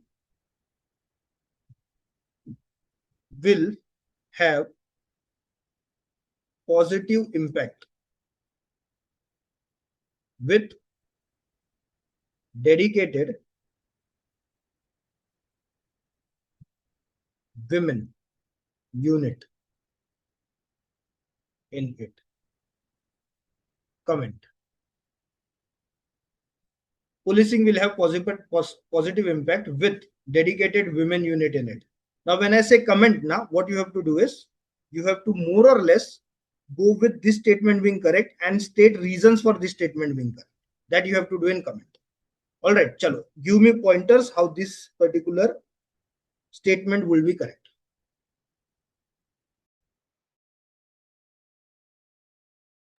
5 minutes, guys. 5 minutes.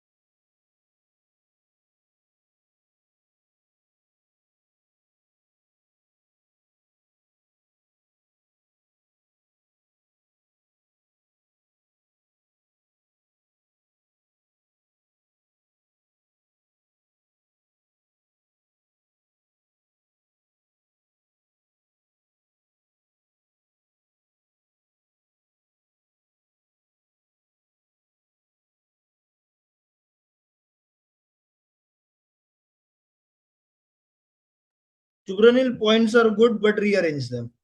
ठीक है. सबसे important point is not your first point. Now take into consideration these points again and arrange them according to importance. And don't rush into answers. Take your time.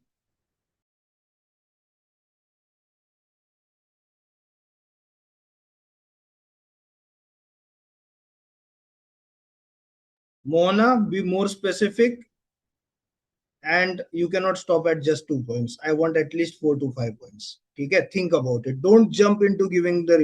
Don't jump into it.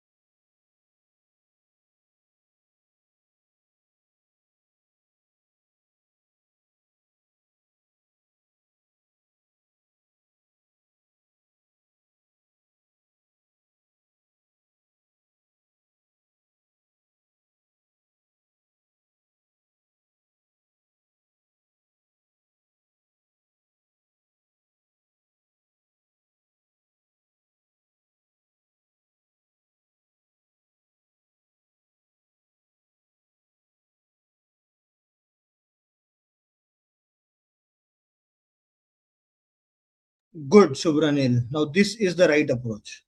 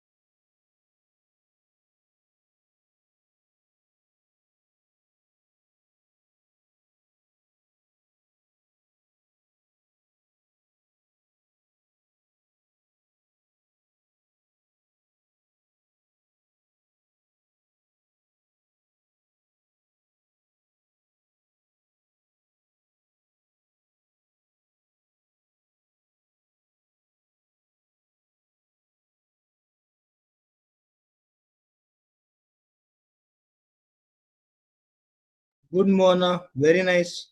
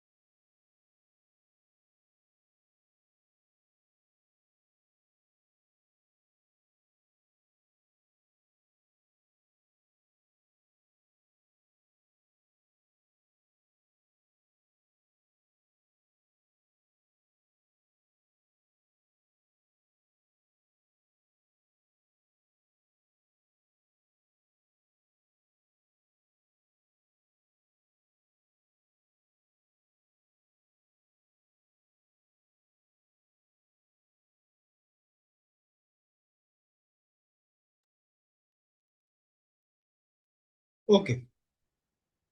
Let me go to Nishta's answer. ठीक है. Very nice, Nishta. So proud of you. ठीक है. Okay. So bring in the points interrogation. Okay. Very good. Very good. Very good. Now, one thing, if I want to bring depth to this particular answer, then what I will do is I will provide examples. Okay, there was a unit, there was women's unit at a particular place. So what happened was crime in that place, it came under control. Now, for these examples, now I will not say ki go and search for these examples. This you will come across when you go through editorials and those things, newspapers and editorials. Okay, so what you have to do is you have to mention this example somewhere, note down this example somewhere.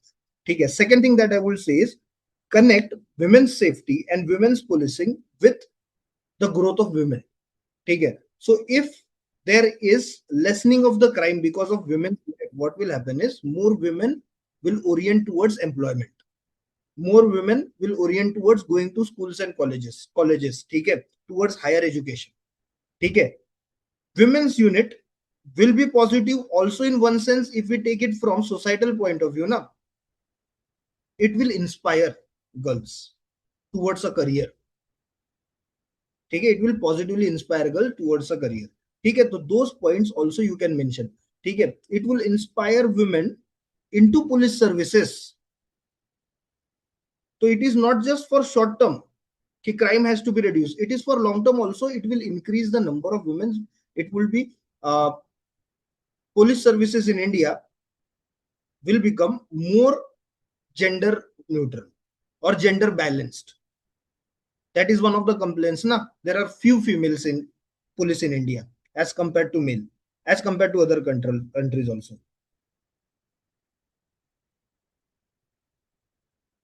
Nothing you missed, Ranil. Don't worry, nothing you missed of importance. Don't worry. Okay, now let us go to the next current affairs wala news, which is of very, very, very great importance, and that is Indonesia and India relations. So if we talk about Indonesia and India relations, what do we see? We see our relation going back to the times of to the times of Cholas. In fact, even before that. So if you take into consideration ancient books of India, so India is stated as, मतलब एक नाम दिया गया India को. What is that name given to India in our ancient books?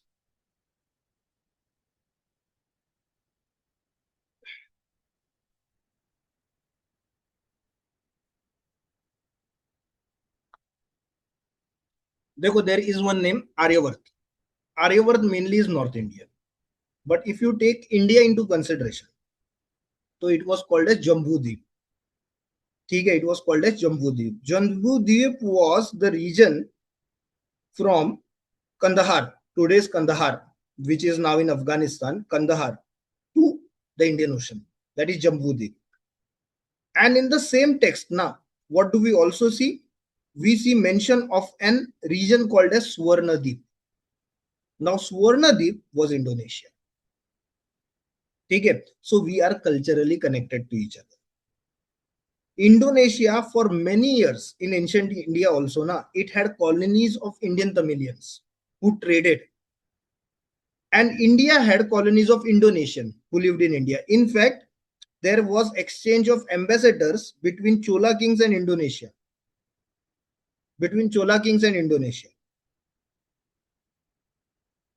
Just give me a minute.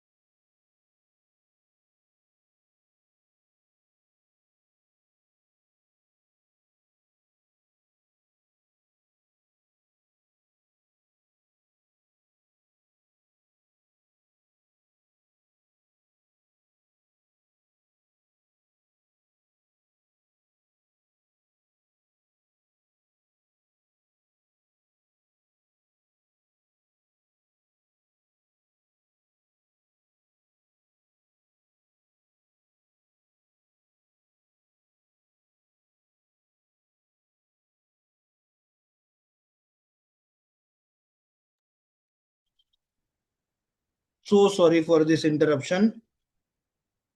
एक अफवाह उड़ी है that result is coming out today. Afwa. I don't know whether it is pakka or not pakka. That is why students have been calling me.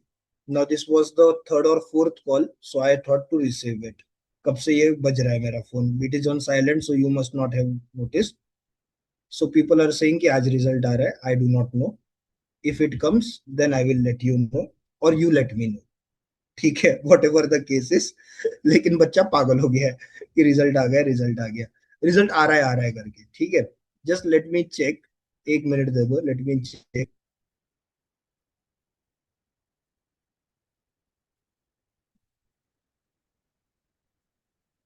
नहीं आया है अभी तक, don't worry, नहीं आया है. Students are getting crazy. कोई बात नहीं, I also went crazy during my times. Don't worry for that, so it's okay. चलो. So what I was saying was the relation between Indonesia and India does not date today. It dates many years now. ठीक है. In fact, one of India's important texts, that is Ramayana, it has different versions. ठीक है. Ramayana does have different versions. So one of the versions that we see of Ramayana is from Indonesia. Indonesia now is an Islamic country. In fact, it is the most populated Islamic country. But still, we see that Indonesians holding dear to their culture, and therefore Indonesia not forgetting about Ramayana. All right, or not forgetting about the past. मतलब Hindu culture का past they're not forgetting about, and that is why we connect so well with Indonesia.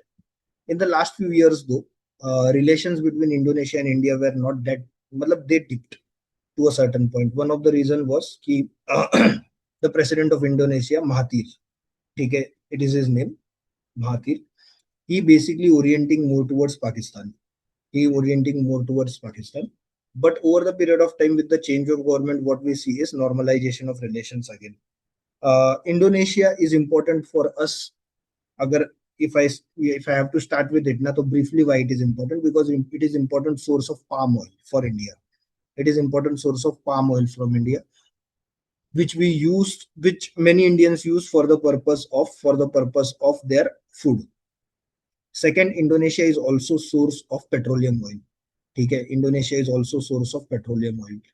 Also, the Sunda Strait, through which India connects with East Asia.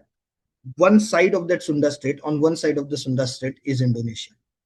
Okay, so Indonesia to an extent now, it also overlooks the Sunda Strait. So that is another importance of Indonesia for us with respect to our traffic with East Asia, or even China for that matter. Our traffic with, or our trade with East Asia, or even China for that matter. Other thing with respect to Indonesia, why it becomes important for us is Indonesia and India have a past from the point of view of non-alignment movement. Okay, Sukarno, who was the first president of Indonesia, was hugely influenced by Nehru. And that is why it was basically Sukarno who has managed to keep Indonesia, even if it is an Islamic country, more or less a secular country. So we do see, in other Islamic countries, what do we see is non-Muslims not occupying positions of importance when it comes to businesses, when it comes to government services. But Indonesia is not the same. Indonesia basically is not the same. Okay.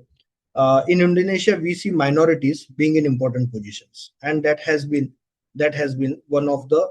एक minute, just give me 1 minute.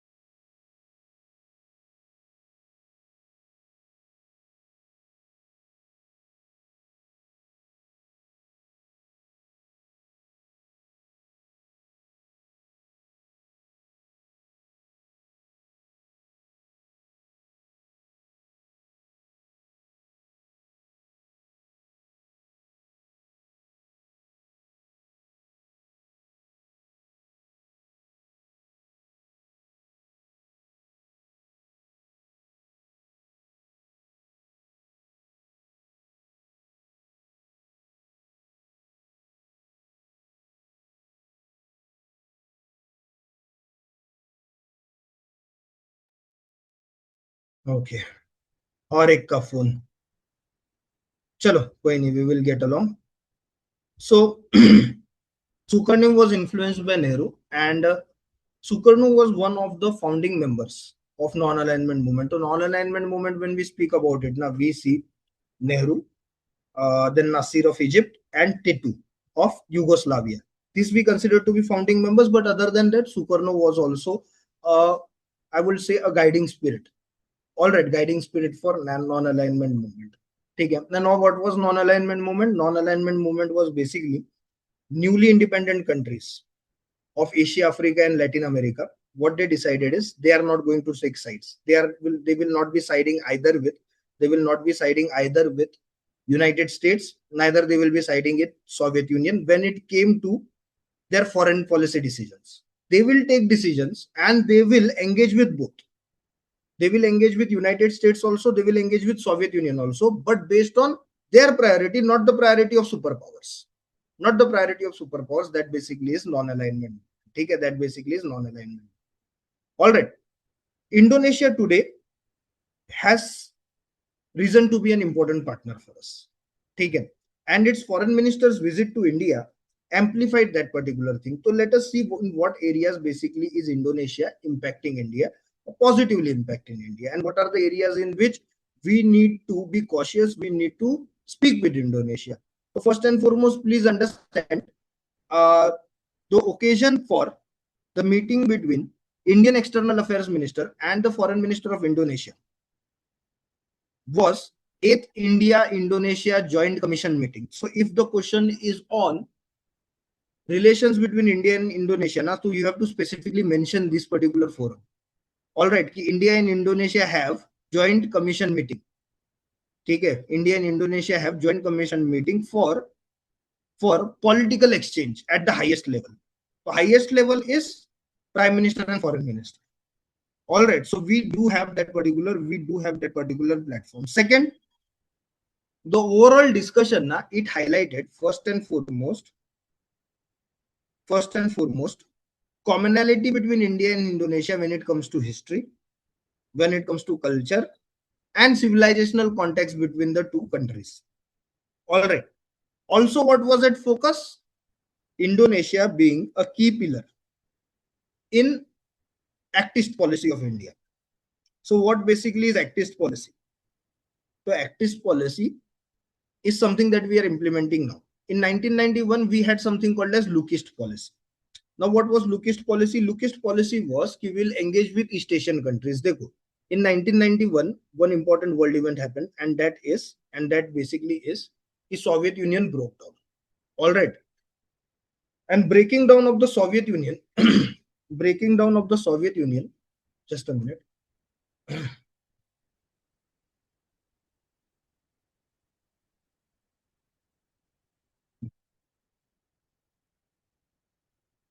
Breaking down of the Soviet Union, now what it did was it took away one of the most important export destinations for India.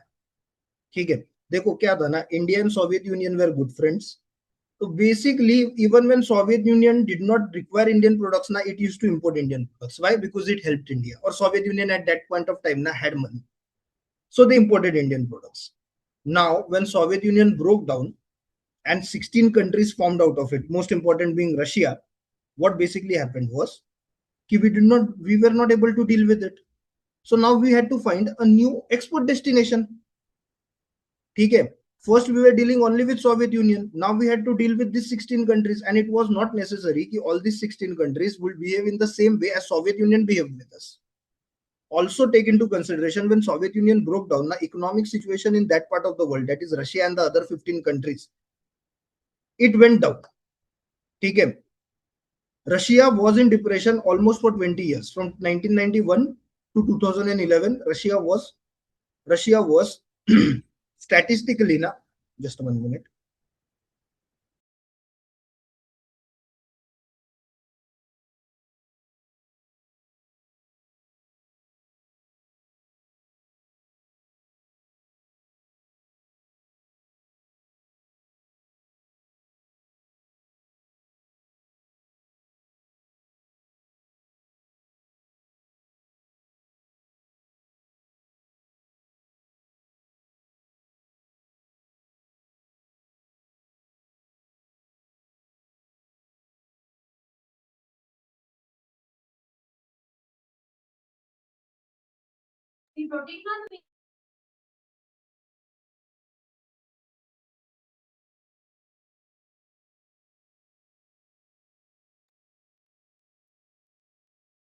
So guys, what I was saying was, ki, we needed to find new trading partners, and at that point of time, the Prime Minister of India, PV Narasimha Rao, is the video fine right now, Mohana? Is the transmission fine?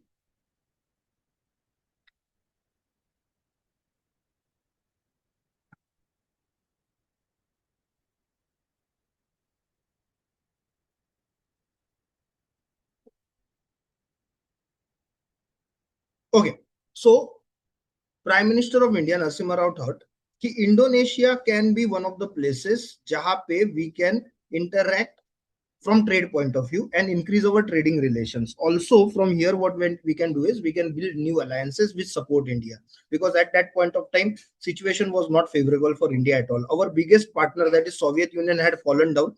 ठीक है, America did not have good reputation. America did not have good feelings for India in that way. Neither had Britain. All right, so superpowers were not in our favors, and you needed to create an international support. You needed to establish stamp around the world. The first area that we took into consideration was East Asia. And in East Asia also, I would say the first country that we focused upon was Singapore, and second was Indonesia. Why? Why East Asia, and why in specific these two countries? Because it had large Indian population, and it worked also. Okay, it worked also. That is why we saw rapid growth in trade between India and East Asian countries. Also, East Asia is one of our biggest trade destinations, or export destinations. All right, one of our export destinations. Also, please take into consideration. One thing: when it comes to East Asia, when it comes to Indonesia in particular, Indian diaspora is in influential position. Okay, and Indian diaspora has good reputation in those countries, so their word has quite a weight when it comes to promoting India. All right, look East policy we followed for a very long period of time for the purpose of increasing our engagement in that particular region. Then what we did is we moved to Act East policy. Act East policy is basically being more aggressive in terms of establishing our presence in those countries. All right, Act East policy was also necessary, or Indonesia or ASEAN countries are also necessary for us, because they do not share a good relation with China.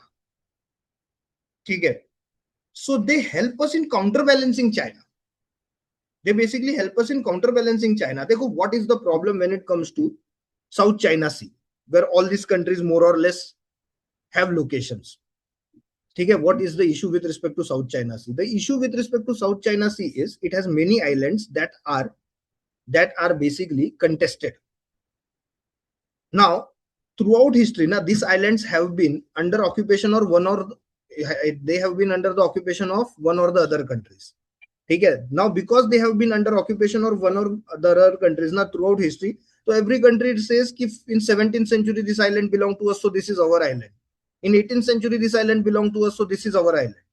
All right, so they contest over the ownership of that island, territorial ownership of that island. Okay, और इसमें क्या होता है? In this, what has happened? China has turned out to be a big bully. China basically has turned out to be a big bully. And China has dispute almost with every country in South China Sea, be it Indonesia, be it Philippines, be it Vietnam, okay, be it any country for that matter. China has disputes with almost every country with respect to islands. Okay. Hence, these countries, वैसे तो they are economically in good relations with China, but they do not like China. And in a way, they are afraid of China. I should not use this word, and you also do not use this word in your answer. But you can say that China is, what you can write is China is insensitive towards them. एक तरह से दादागिरी China does in South China Sea. And that has to be stopped. Right? That has to be stopped. For this, East Asian countries see India as an option. Not to confront China, but they feel if they have good relations with India, they will be able to play a better game of chess with China, which they are able to do also. Okay? Which they are able to do also. And for us also, having good relations with the countries that are in neighborhood of China helps us, as it helps China to have good relations with Pakistan. Okay? So it helps India also to keep China in a way in check. It is because of these countries that India can expect its naval ships to be in that part of the world. देखो Indian navy ऐसे घूमते घूमते नहीं जा सकता ना. There has to be a certain reason why Indian Navy is getting into South China Sea. Now these countries are the reason why our Navy can get into South China Sea. देखो South China Sea totally does not belong to China, but internationally there will be questions. Why are you getting into South China Sea? As we also asked China the question, why are you getting into Indian Ocean? Right now, these countries are the reason why our Navy can get into China and in a way counterbalance the Navy of China.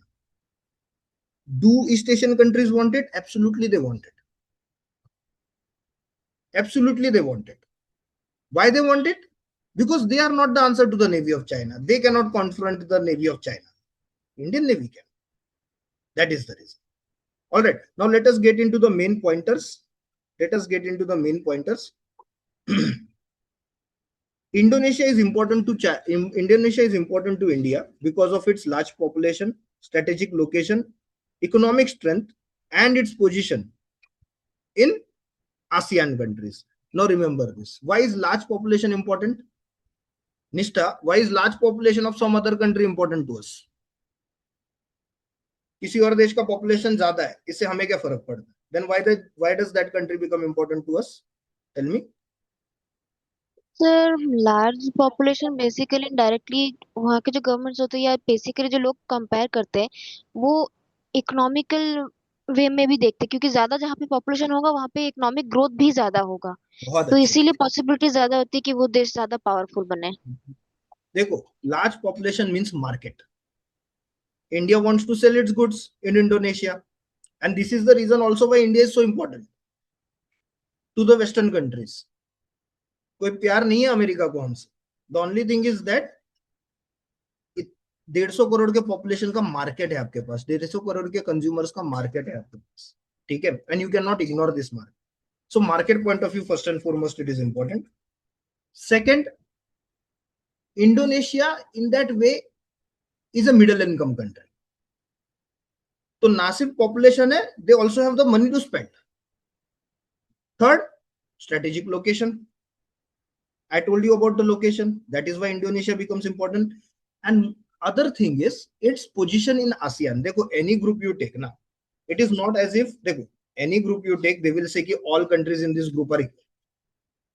India also used to say in ASEAN everyone is equal. Bhutan and India are equal. But we also know in ASEAN, in SARC we also used to say everybody is equal. India and Bhutan is equal. But we know the truth. What is the truth? India was the most important country. In the same way, if you look into ASEAN now, so there you will see Indonesia to be one of the most important countries. Actually, there is a competition, mainly between whom? Indonesia and Philippines. Mainly between Indonesia and Philippines. Okay? With respect to which is the most important country. In that way, Indonesia is important to us because it has a large say in decision making of ASEAN as a group. All right, moving ahead. Relations between Indonesia, or the talks of cooperation and relations between Indonesia focused on trade, investment, defense, maritime security, health, technology, education, tourism, critical minerals. Basically speaking, everything. So the dialogue between India and Indonesia was with respect to almost everything. It was with respect to almost everything. Okay. Then both countries supported free, open, and rule-based Indo-Pacific. Write this down. Write this down. Very, very, very important. Both countries supported free, open, and rule-based Indo-Pacific. Now, why is important? Why it is important? It is important from the point of view of China. ठीक है, it is important from the point of view of China. क्या होता है ना कि when a particular territory is under dispute, particular territory is under dispute, what China does is it proclaims that particular territory to be its, and then what it will do is it will restrict navigations in those particular waters. It will restrict navigations of other in that particular waters.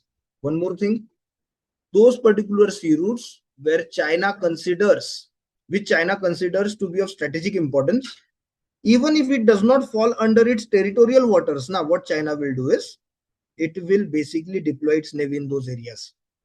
And because Chinese navy is the strongest navy in that particular areas, rest of the countries are not able to do anything about it. Rest of the countries in those regions are not able to do anything about it. So what does China do? China obstructs freedom of navigation. China obstructs freedom of navigation in those particular regions. ठीक है? That is why India is so important for them. Rule-based, next word that I used is rule-based navigation in Indo-Pacific. What is rule-based navigation? You follow the Vienna Convention. Vienna Convention. Vienna Convention is the most important convention when it comes to use of sea routes. What does Vienna Convention say? Vienna Convention बोलता है कि wherever your low tide line is, समुंदर में wherever your low tide line is, उधर से लेके 12 nautical miles is your territory. All right. उसके आगे for 200 nautical miles is exclusive economic zone. Exclusive economic zone मतलब you can mine over there, but that is not your territory. उस area में जितने minerals है, that all belong to you, but that territory does not belong to your country. ठीक है, that territory does not belong to your country. कोई भी हो, they can navigate in that area. That is what Vienna Convention says. China challenges it. Not openly, but it does not allow people to navigate in that area. In those areas which it feels it is necessary for themselves, which are sensitive to it. All right. So take into consideration this while understanding. All right. Take into consideration this while understanding. That is why Indian Navy is important for them. And that is why even Quad was formed. ठीक है.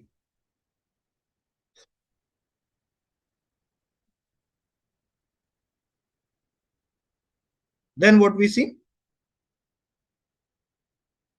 Both countries spoke about defense collaborations between each other. So already we have two important military exercises. The first is Garud Shakti. Garud Shakti is the military exercise between India and Indonesia. Then we have Samudra Shakti. Samudra Shakti is naval exercise between India and Indonesia. Other thing, India provides training to defense personnel of Indonesia, and India provides training to defense personnel of many countries, including Nepal, Bhutan, Thailand. Okay, we provide. So that is one of the strong positions of India. That is one of the strong positions in India. Okay. Next,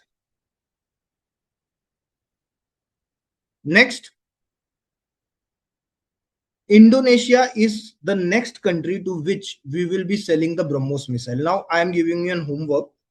You have to basically look into the features of BrahMos missile. Okay, that is your homework. Okay, so you will be looking into the features of BrahMos missile. BrahMos missile, we are already in the position to supply it to Philippines. And with Vietnam, what we are doing is we are developing it further. With Vietnam, we are developing it further. In fact, one of the important orientations of Atmanirbhar Bharat is production of defense equipments in India and export of them. India is known to import defense equipments, and that does cost us a lot, not just financially but strategically also. For example, हमने France से कुछ missiles France से ना कुछ submarines ली थी, scorpion class submarines. We did not buy them from France, but we developed them along with France. So France already had the technology. France brought us inboard also. And later what happened was France conducted military exercise with China in same class of submarines, that is Scorpion submarines. And that was a problem for India कि भाई हमारी submarine है, we are using it. If China gets into those submarines, China will know about those submarines and China then will use the knowledge of those submarines against India. But then France said कि नहीं, they are different in operations. Class same है लेकिन operativity different है, तो you do not need to worry. We did worry and we are still in worry. ठीक है, we cannot trust someone when it comes to our national security. All right, when it comes to our national security. So when we buy something from some other countries, now what happens is there is always a question mark over secrecy of its operability. All right, so it has been one of our orientations. What has been one of our orientations?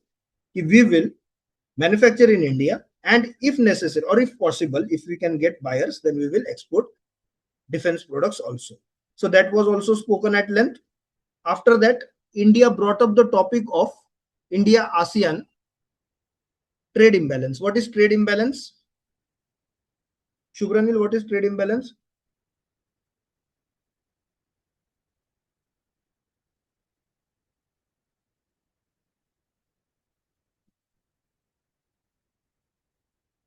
Yes, trade imbalance is when our imports from a country are more than our exports. So with ASEAN countries, what is happening is India is importing and exporting less. Trade has increased, but there is trade imbalance. Trade imbalance कब होता है? When there is almost equality of our imports and exports. So that has not happened. So we have spoken about it, and for this we have asked the ASEAN countries, especially Indonesia, to reduce tariff and non-tariff barriers. So what are tariff barriers? Tariff barriers is when I want to sell a particular product in a particular country. For example, I want to sell a product in Bhutan. Okay, I have to pay certain tax. So tariff barrier is if Bhutan does not want Indian products to sell in his countries, now they will increase the taxes. That is tariff barrier. Non-tariff barrier is they will put such conditions that will not allow me to sell my products in Bhutan. For example, many years ago, Europe had banned carpet import from India, stating कि India में जो carpet बनते हैं ना, specially in the state of Uttar Pradesh, वहां पे child labour use होता है. In those particular areas, child labor is used. So we will not buy carpets from India. These are non-tariff barriers. These basically are non-tariff barriers. All right, so we have asked for reduction in both tariff and non-tariff barriers. Okay. Also, there was identification of pharmaceuticals to be an area in which both countries can cooperate. Now remember this particular term and use it whenever you have an opportunity. India is considered to be the pharmacy of the world. And that gives opportunity for Indonesian health sector, for collaboration also, and for the use of pharmaceuticals from India for its growth. All right, moving on.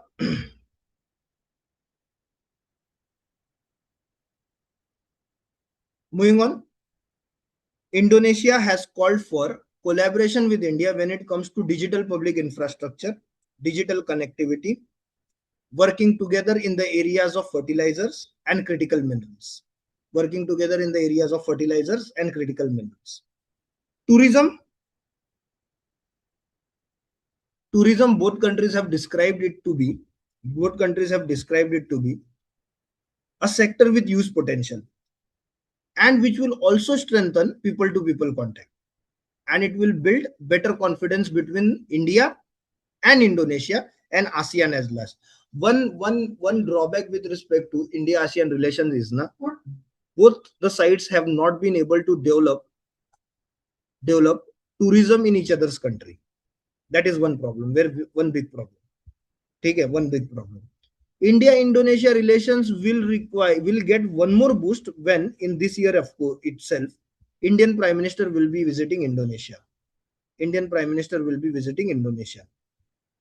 All right. Overall, the discussion has been positive, and there is a goodwill developed between the two countries, which will deepen economic, maritime, strategic, and technological partnership between the countries. Now write down this line. and use it for any other country also. ठीक है, use it for any other countries also, any other country also. Goodwill has been developed which will work towards deeper, which will work towards deeper economic, maritime, strategic and technological partnership.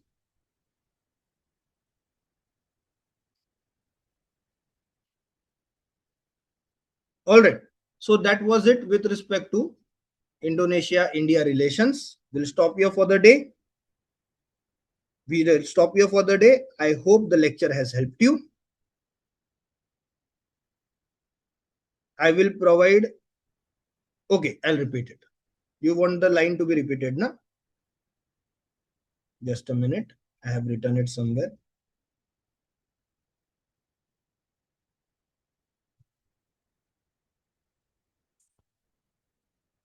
Okay.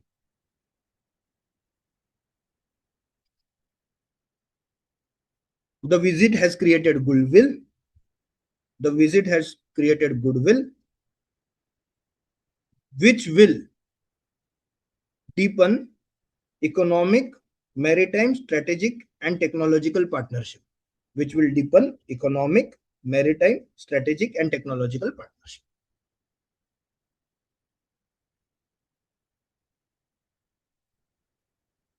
All right. So thank you so much, guys. We extended this lecture by 35 minutes, but maybe next time now we'll extend it more. So I think the reference time is 2 hours. More or less, we will try to complete the sessions in 2 hours, but I do not think 2 hours will be enough. So leke chalo ki it will take 2.5, 3 hours. All right, more or less it will take 2.5, 3 hours because we are doing answer writing also. Practice questions I will send you on the WhatsApp group. Okay, I'll send you on WhatsApp group.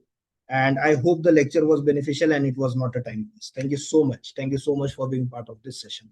Bye.